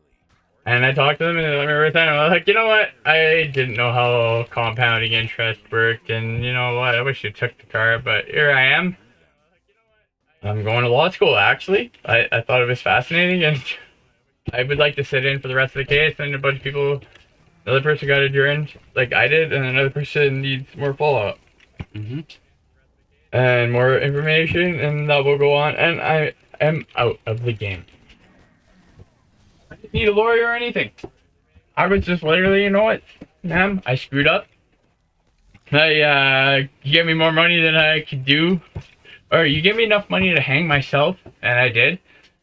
Now I got this car, and I'm like, kind of regretting having a car, although it's a nice car. So, thank you, I'm just gonna keep working on shit, and it's the shit part of working on my thing and going to school. Have a good day, and you can leave, or you can sit in. I would like to sit in for educational purposes, for just to get a kind of flow. You know what I mean?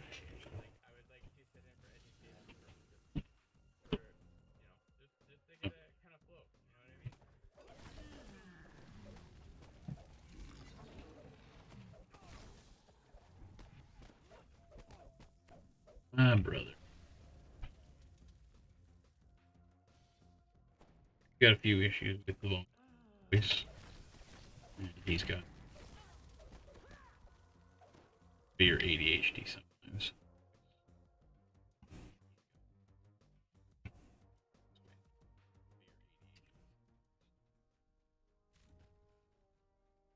It looks like this door opened when you cut the power to the rest of... There's a monster behind this door. Why are there always monsters behind these doors?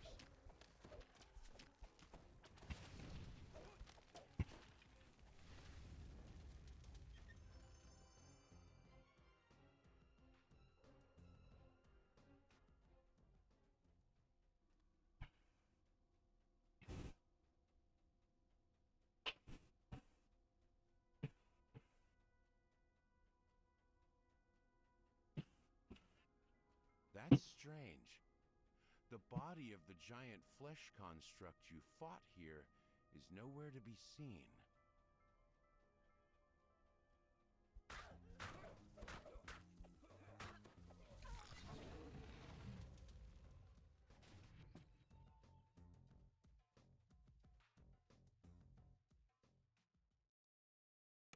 The elevator takes you to the upper floor of Schloss Albrecher. You're okay. Doors here are boarded up and sealed, save for one at the end of the hall.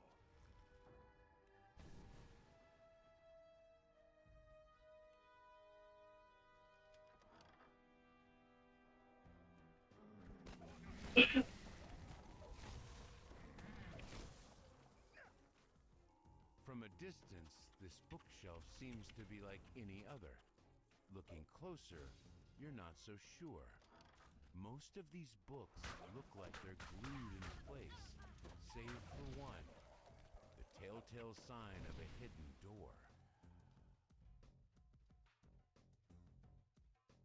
You enter the room ready to confront the Baron in person. At first, it appears to be empty. Then you spot a laboratory jar containing a brain, and you come to a sudden, sickening realization. Ah, heroes!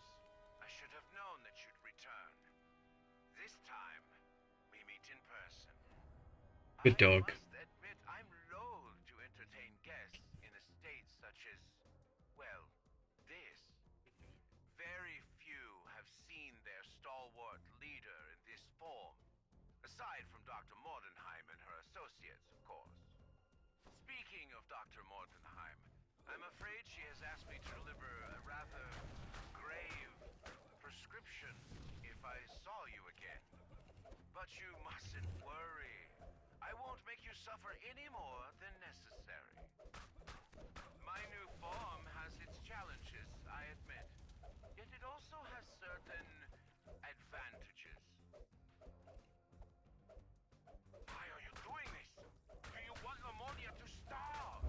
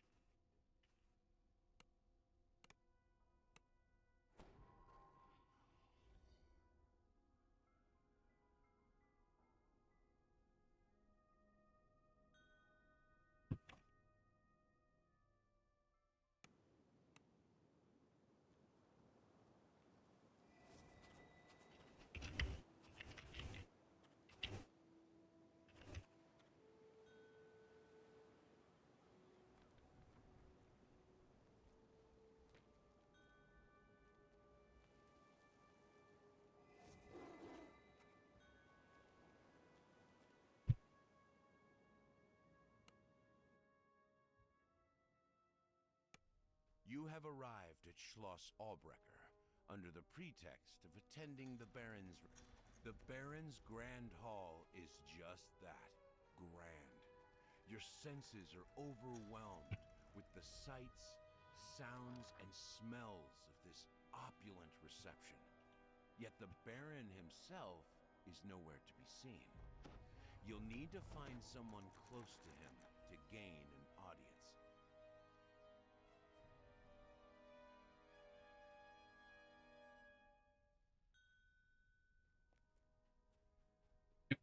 Figures.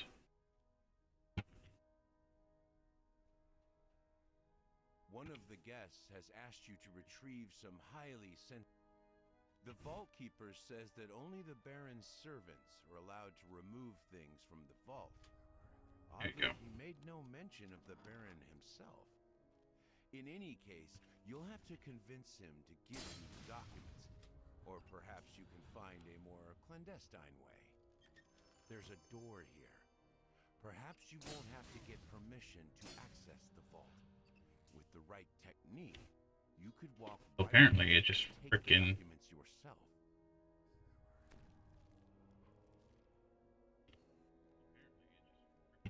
yeah. It's not letting you open it.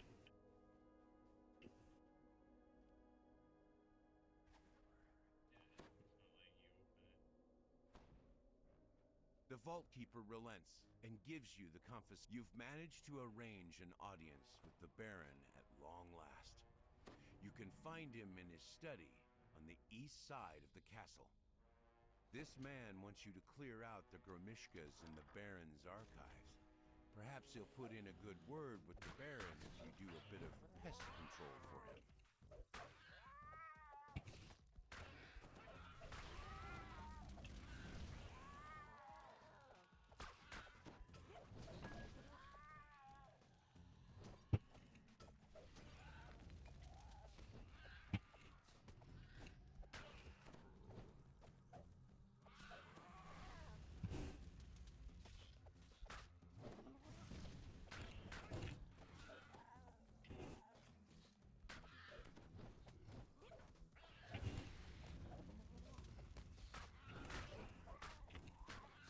That should be the last of the Grimishkas. Now to return and see whether you can arrange an audience with the Baron. A hush falls over the crowd, as if someone is about to speak. To your surprise, everyone turns to listen to a voice coming from a small mechanical... Welcome to Schloss Albrecker. I am honored to have so many of Lamordia's most eminent citizens here tonight in my home. I apologize that I am not there to greet you in person. Regrettably, I must attend to some vital affairs of state instead. However, you mustn't let my absence inhibit you.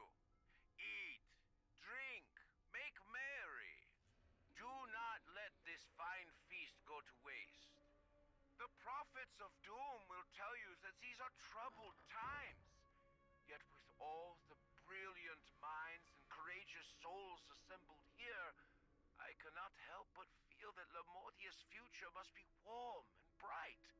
So let us lift up our voices and our glasses to toast the brighter future that must surely arrive soon. To Lamordia! The door flies open and someone shoves past you. The woman in a lab coat from earlier. Ah, the heroes I've heard so much about. Don't be shy.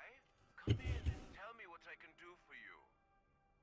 The servitors are essential to manning the fishing fleet, and without the fleet, Lamordia would starve in a matter of weeks. So, a few must die now to provide servitors. This saves lives later on, surely you can see that. I must admit it's not the sort of thing the masses would understand, which is why I can't let you leave. The floor beneath you gives way. You plummet down to the dungeons below Schloss Albrecker. Welcome to another part of my home. A part most of my guests never get to see. This is where I keep some of the things Dr. Mordenheim sends me. Experiments. They're useful for security. You'll provide a splendid test of their capabilities. Don't imagine you can escape. My castle is staffed by very capable guards, and these cabins are full of other things.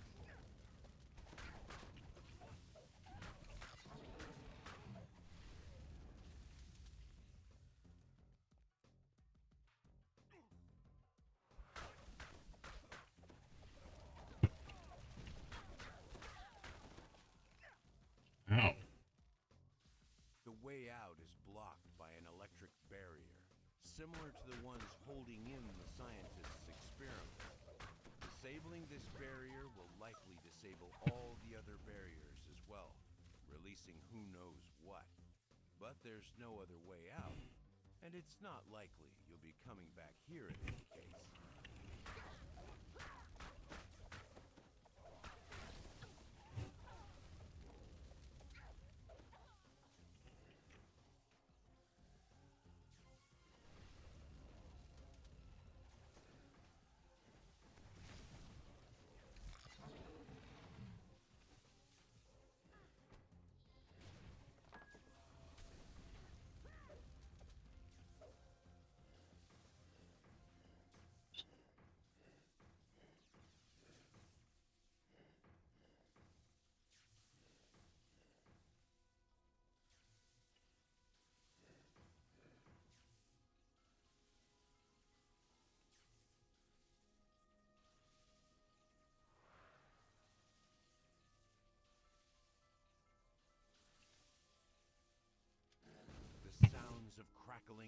electricity fade. I don't know where you think you're going. There isn't anywhere in Lamordia for you to hide. You will pay for meddling with Dr. Mordenheim's scheme, one way or another.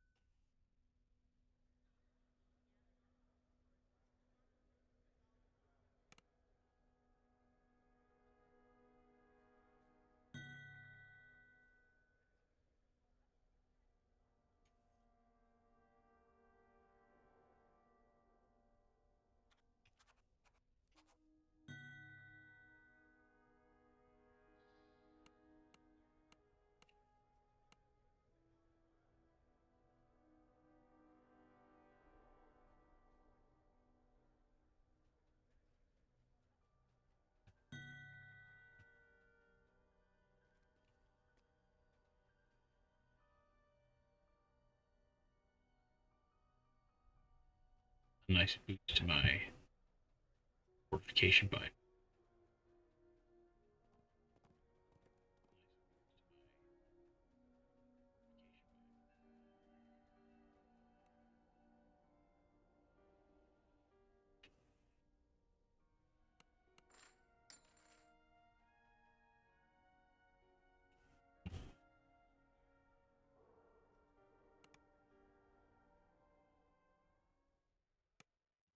On 1 and 2.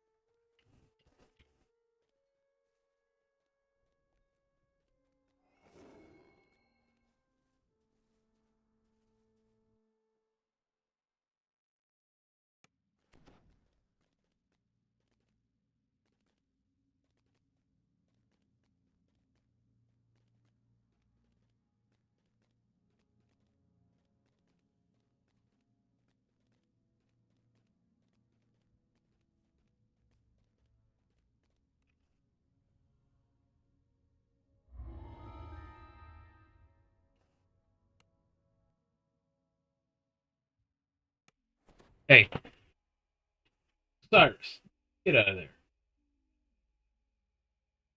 That ain't yours. No, get. You're hungry, go ask your dad. You don't tear holes in Bailey's food bag. Shit. He starts trying to chew on her food bag. There's fucking food downstairs, dickhead. They're not? I don't know. I guess I gotta go fucking buy fucking food. I was gonna get Melissa to come, but she always got 2 fucking kids with her. You fucking watch the kids or some shit. I mean, I wanna go fucking shopping. She always brings her fucking baby. well, she has to bring the No, baby. she fucking doesn't. Fucking like a recipe. She's fucking like, fuck. Need to go fucking take Lila out, but at the same time, fuck man, the kid. I really want to take her the fuck out. Finally figured out my money shit. I don't have to pay all this extra fucking money or worry about shit. So like, that whole fucking shit. Like, I can easily watch Lila. It's just Lula is still very attached to her mom. I get over it a little bit. Good, I mean,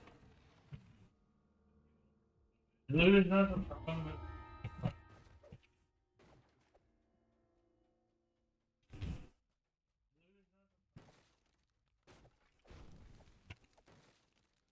Cat trying. Egg.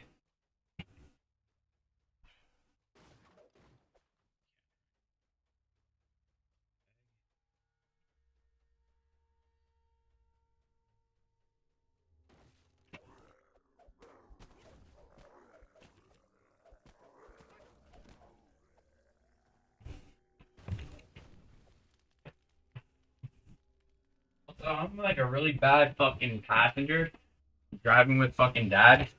Only person I ever fucking, well, dad and a bunch of other people.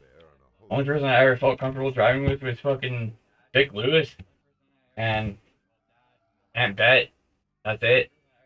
Yeah. Vic taught me how to fucking drive, and you could look at me. You'd be driving with you, you'd be like, dude, you're going 120 or 140 down the fucking. Okay, funny story. So I was driving my buddy. I ended up driving to Grand Forks, and then he wanted to go further, so he paid me more money to go to fucking like Greenwood, right? The whole time I just wanted to get him out of my fucking car. So the whole time I'm booking fucking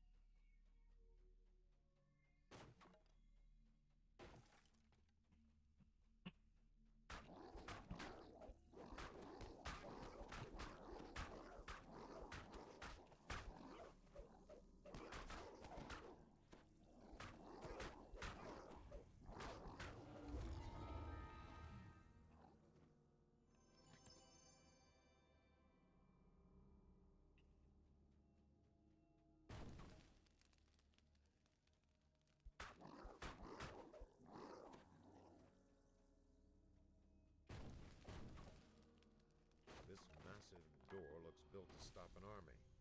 Above it, you find the words, "Danger, beware, keep out."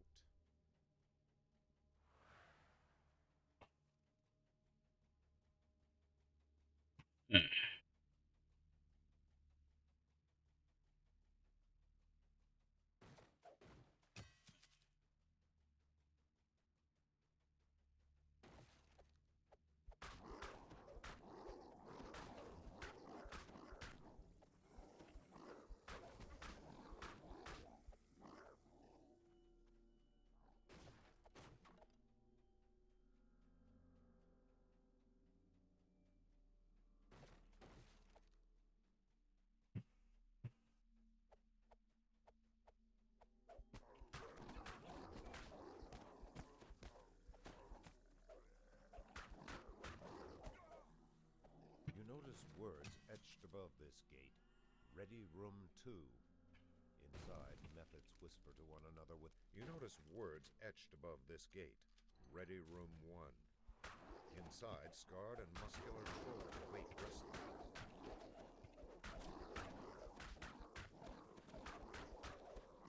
You notice words etched above this...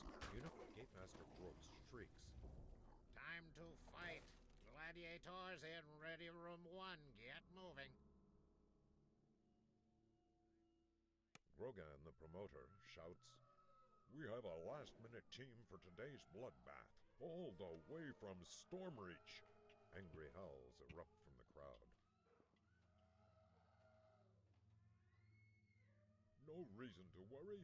Crusher's kobolds and the Mudwallow ogres are hungry for blood, and they're joining forces against the Stormreach team.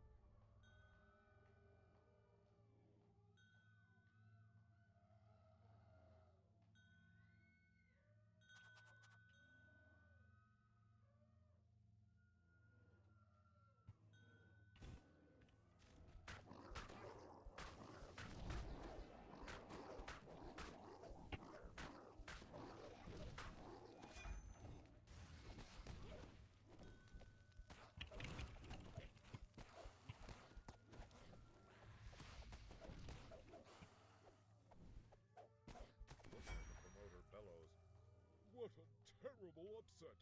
The mystery team is tougher than it looks.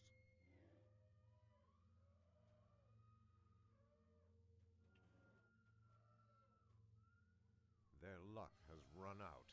The Horns of Fury and the Maelstrom Princes have slain hundreds of their kind.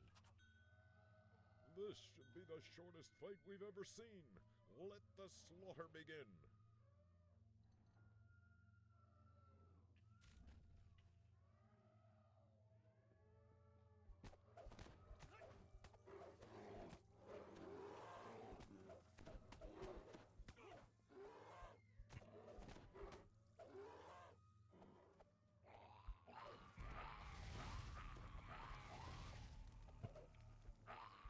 Grogan sounds stunned.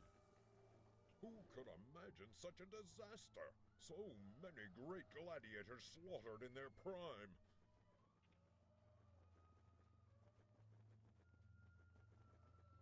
It's time for an all-out showdown. Fresh fighters from all four teams have armed themselves for battle. Their horns are sharpened and their weapons are drawn. Our brave fighters are entering the arena. The battle is on.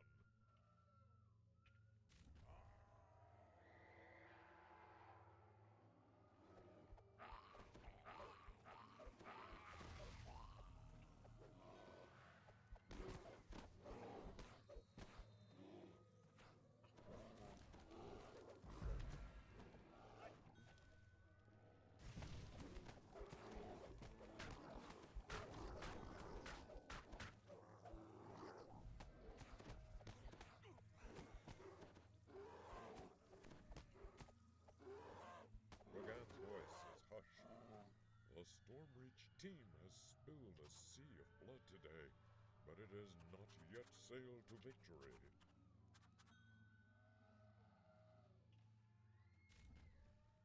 There remains one warrior with the strength and cruelty to avenge the fallen heroes of Tharashkarina.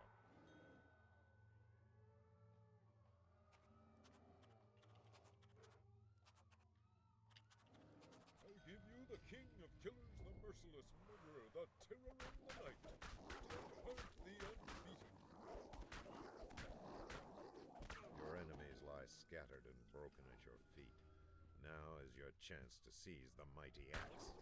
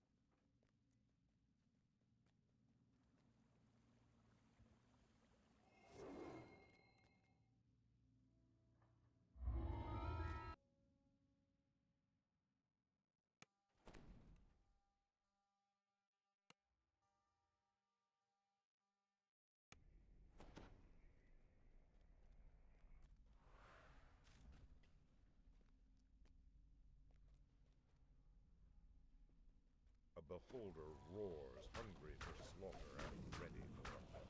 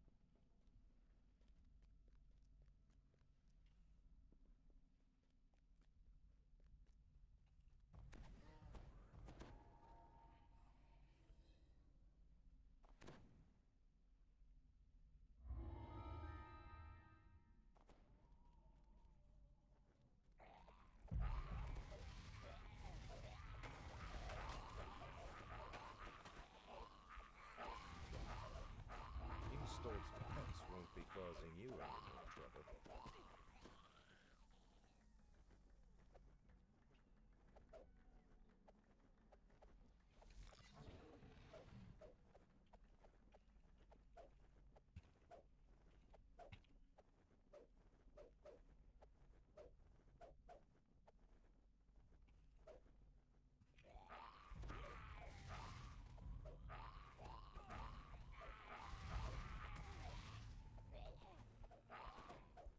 The last of the mephits falls to the floor.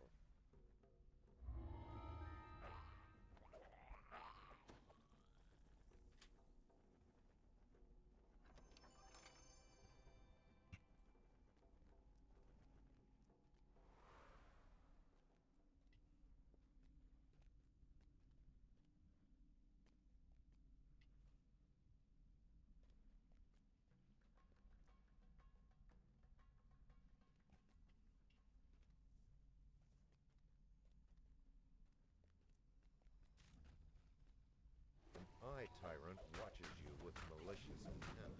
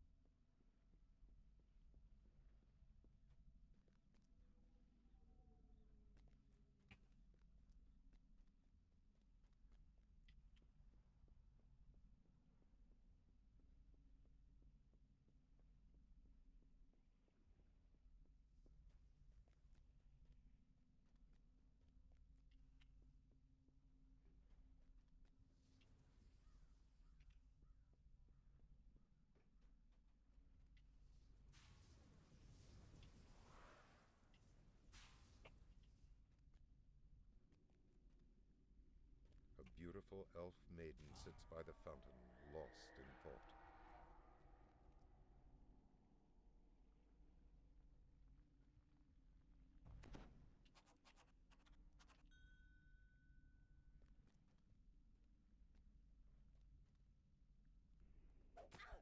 A shadowy apparition materializes before you, with her shadow self defeated.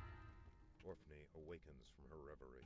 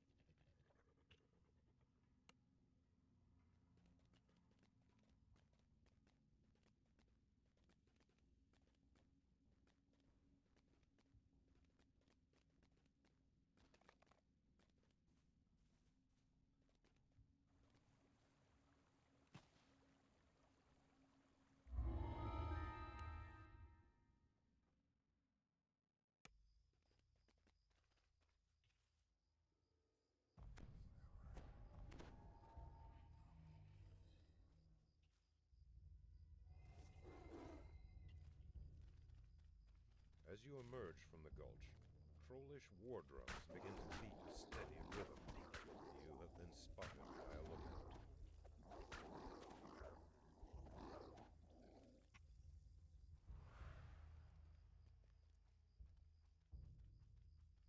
The Blackheart trolls have made their home in the shadow of these ruined walls. They seem eager to repel invaders. Could they possibly be allies of Vale?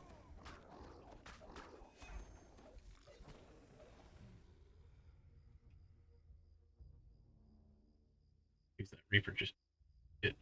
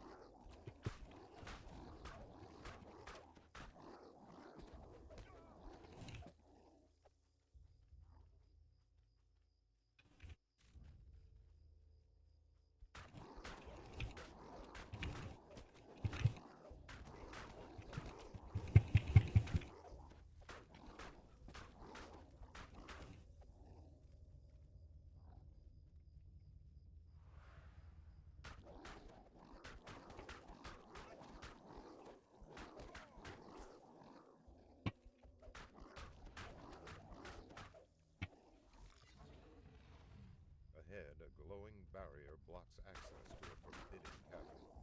The guttural chanting of the Blackheart soothsayers seems to keep the barrier intact.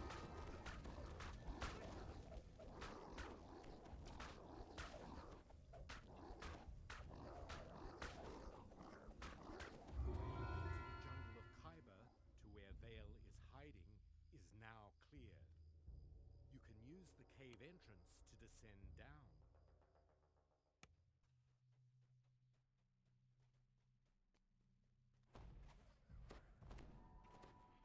A majestic being of metal and magic glares at you from the cavern ahead. This inevitable is a Marut, one whose sole purpose is to destroy those who cheat death.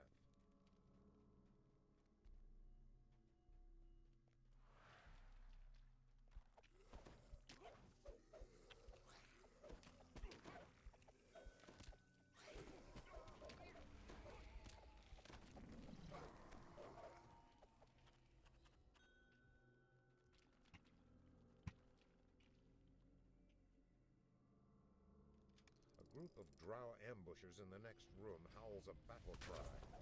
Vale's tribe must be determined to fight you and the inevitable at once.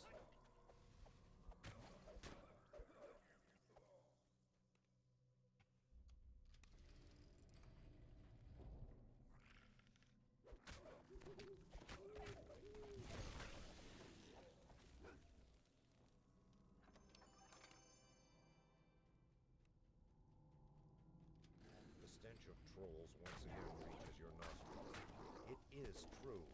The trolls and drow are working together.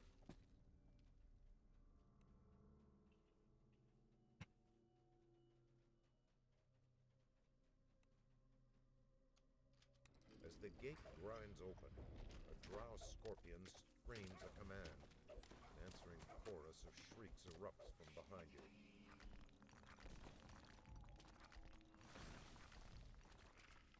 The inevitable's footsteps thunder across a stone bridge ahead. Several drow flee ahead of it in terror.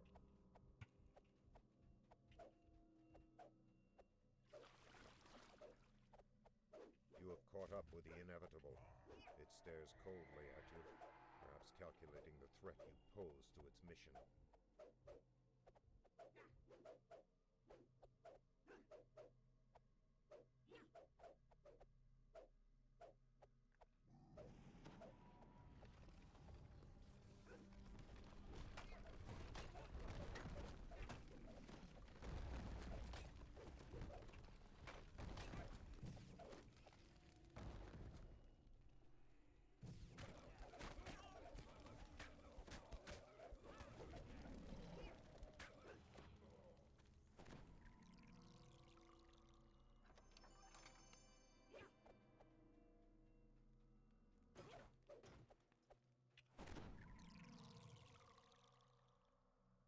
Simple flavor. You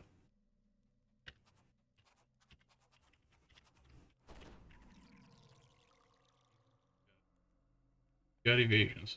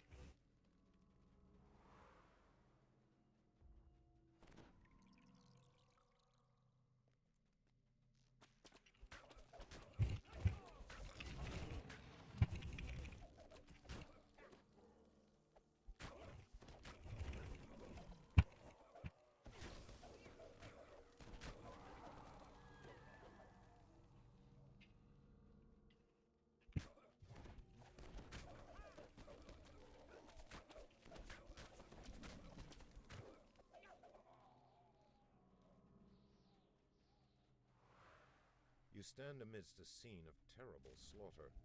The inevitable has already passed this way.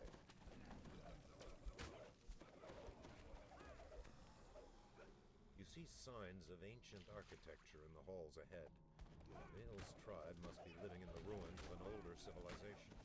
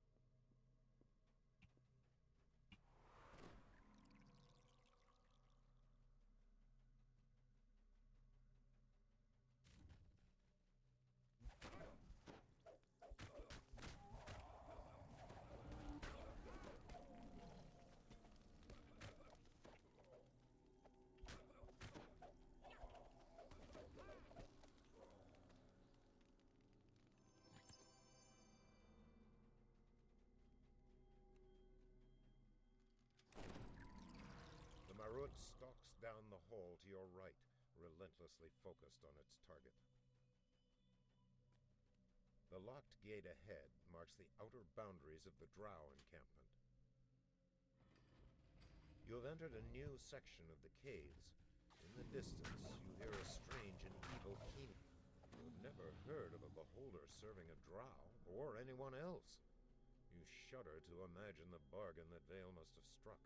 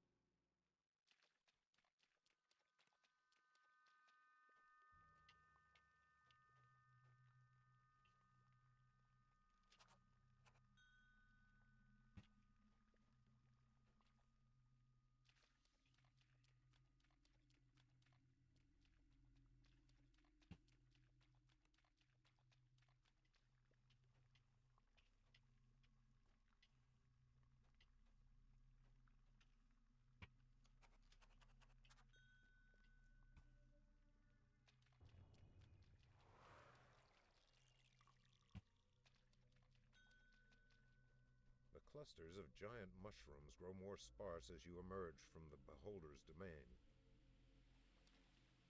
Ahead, torrents of water plunge into a pool far below. If you leap into the waterfall, there will be no turning back.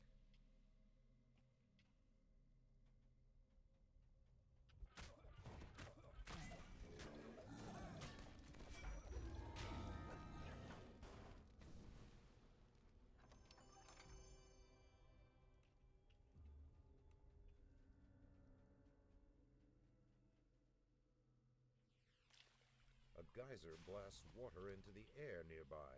It looks powerful enough to lift a heavy weight.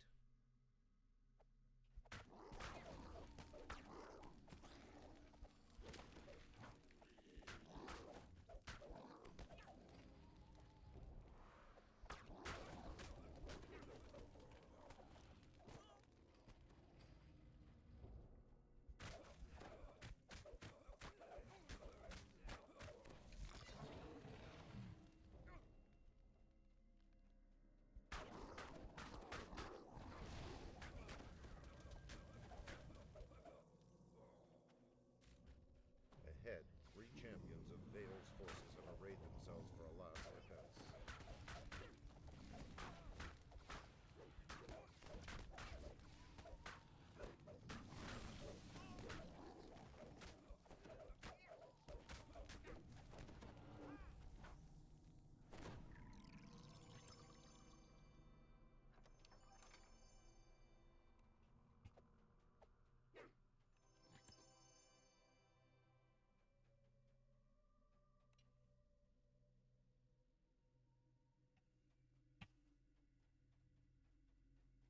This great hall is flanked by towering statues from a lost age.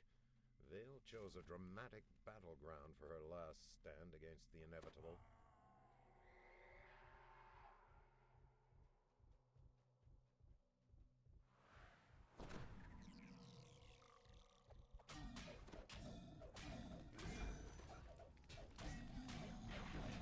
Destroyed the implacable Marut and saved the Vampiress from her doom. Vale shouts in triumph.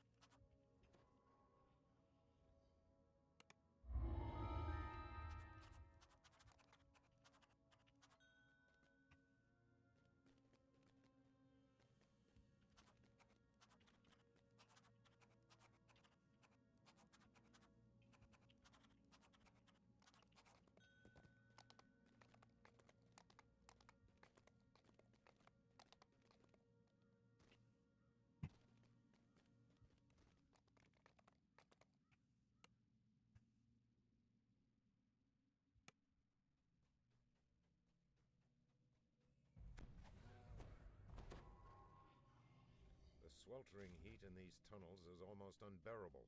Who would want to live in such a place? An earth elemental rises from the ground, blocking the only safe path to the foundry's gate.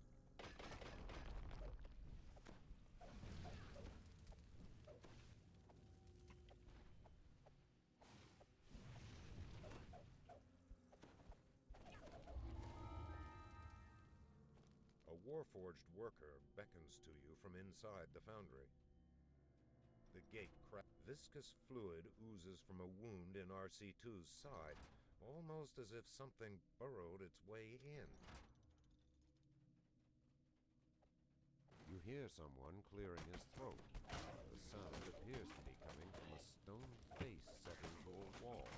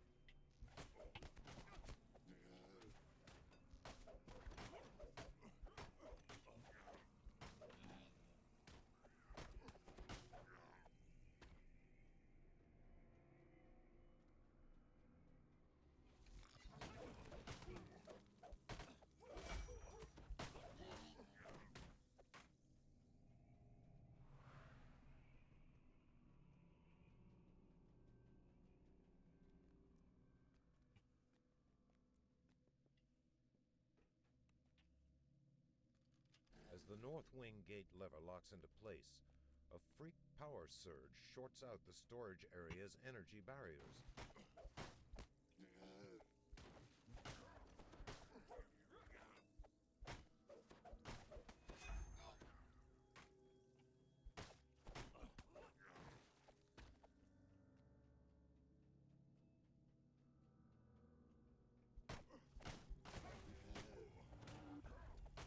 You spy a slimy leech-like creature crawl out from under RC-1's body and slip away into the shadows.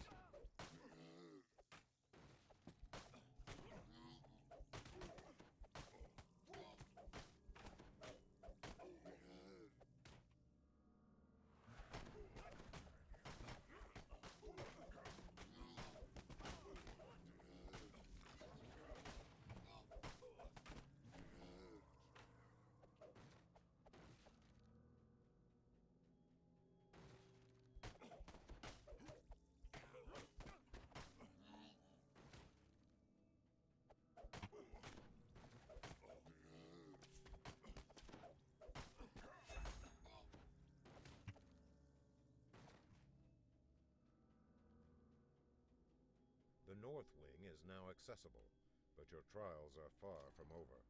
The Master Control Room awaits.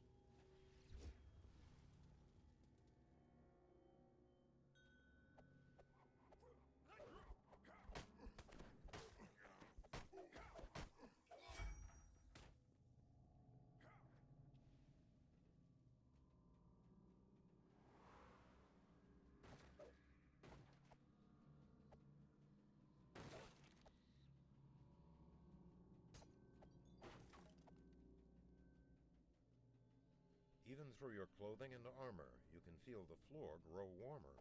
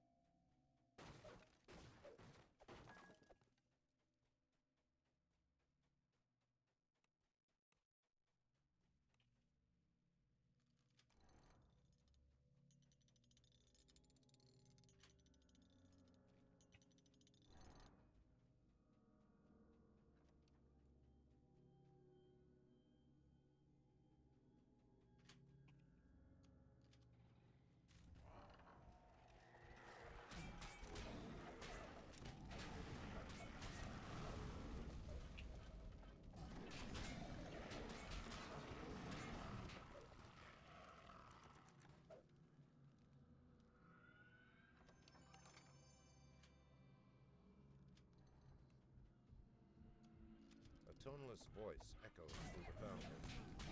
This complex, the last of the guards, falls in a heap of battered metal. Now it's time to end this madness.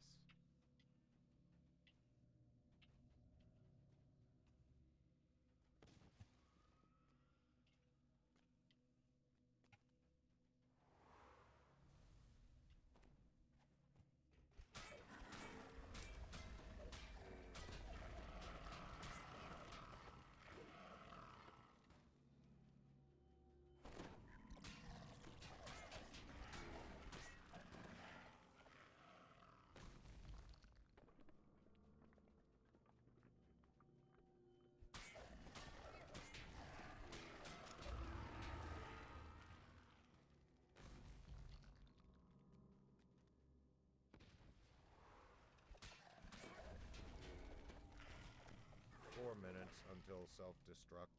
Haywire's voice is heard from a nearby speaking stone. I know you're running for your life, but this is important. Haywire continues. There's a blast door up ahead. Keep running until you reach the exit. Hurry. As soon as I see someone reach the exit, I'm gonna count to 20 and seal the blast doors. There ain't time to wait for stragglers.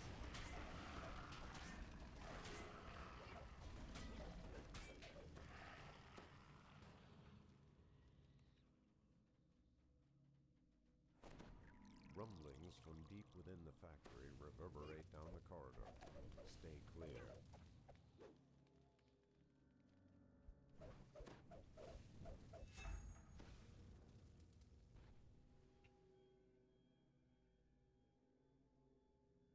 3 minutes until self-destruct.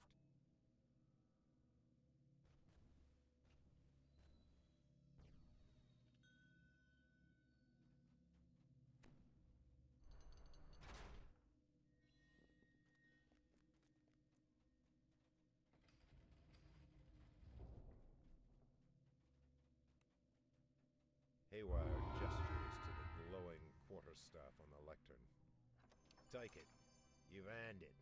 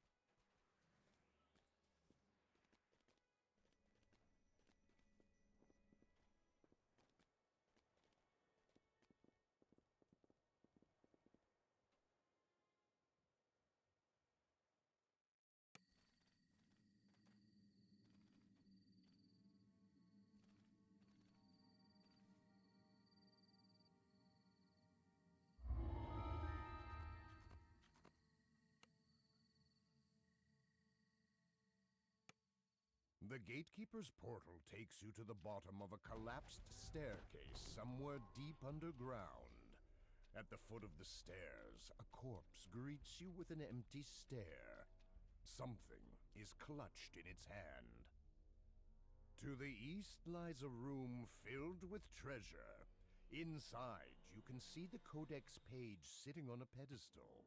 But access to the treasure chamber is blocked behind 3 magical seals. Each seal bears the symbol of a weapon: a sword, a hammer, and a trident. A regal creature waits for you in the water here. It meets your gaze with eyes filled with both sadness and wisdom. Greetings, challengers. I am required to administer your first test. Please approach. The Sphinx clears her throat and begins her challenge in a solemn tone. My challenge is a riddle. Answer true and you may pass. Answer wrong and your lives are forfeit. Now, hearken to me. I begin. Double my number and less than a score. Half my number is less than 4. Add 1 to my double when bakers are near. Days of the week are still greater, I fear. Correct, nods the Sphinx. The barrier blocking your way fades in a shimmer of light, and your adventure continues. This passage is framed in metal. There's a faint crackle of electricity, and it's uncomfortably warm.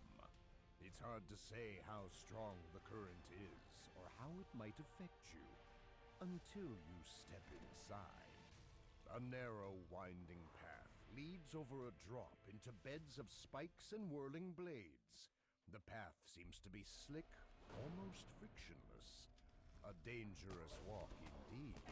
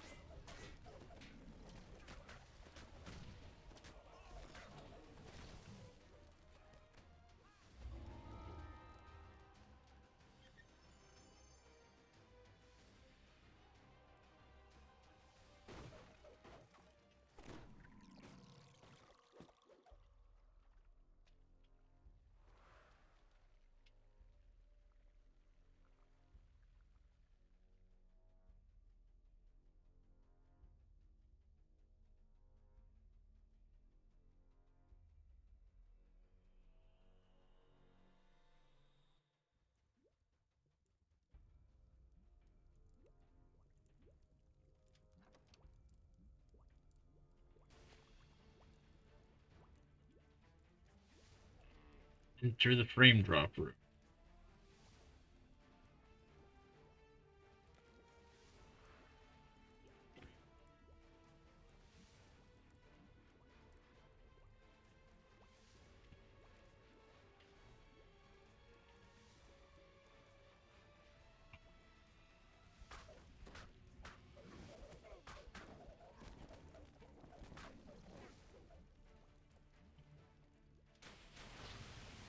A shrill sound pierces the room as you pull the lever, followed by the shattering of glass.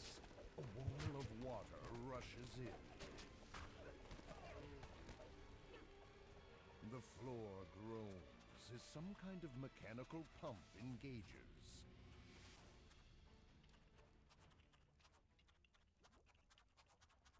The door clicks as it unlocks, and the water begins to drain away at last. To your surprise, A mouth carved into the stone wall announces your presence in a booming voice. Hark! Guests approach! The halfling's grin grows larger, and then larger still. His body twists and grows, revealing the towering form of an ogre magi. Still grinning, but with much sharper teeth.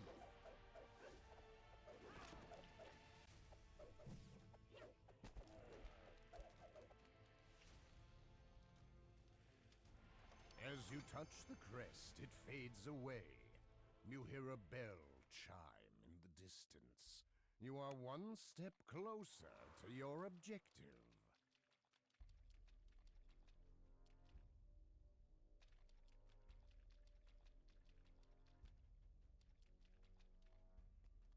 As you enter the room, two green and feminine forms emerge from the water with a splash.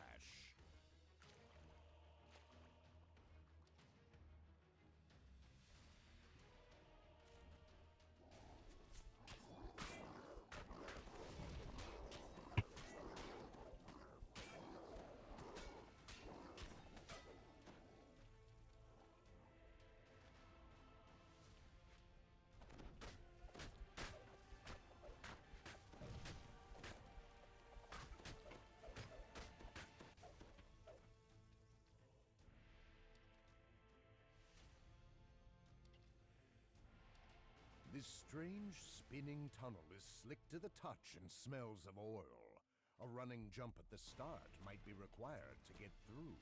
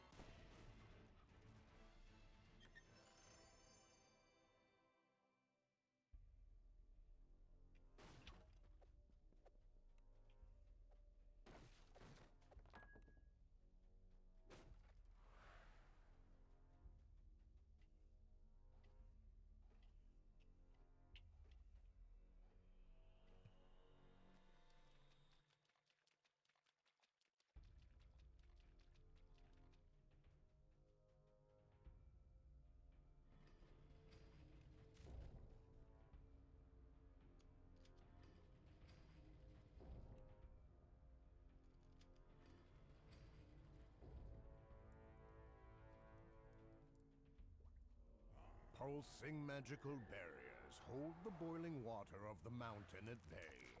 The enchanted walls pulse and sway with the water currents.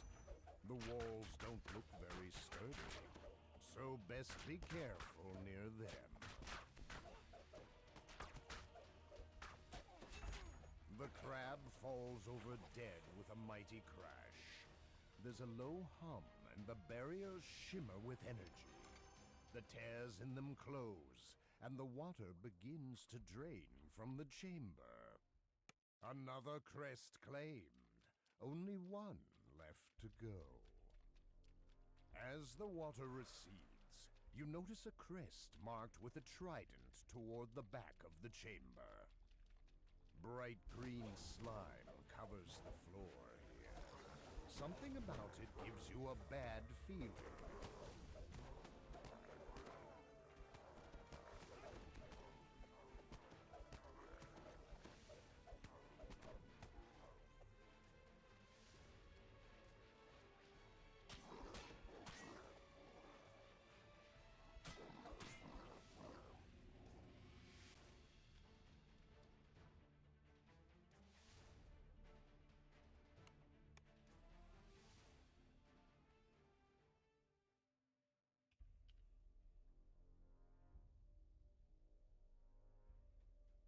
This mechanical door has a keyhole mounted in the stone floor in front of it.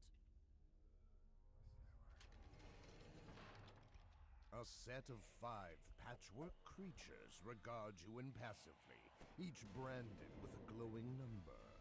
One of them begins to speak. If you can pick it out, it will serve you, and the others will allow passage. Pick wrong, and they will kill you.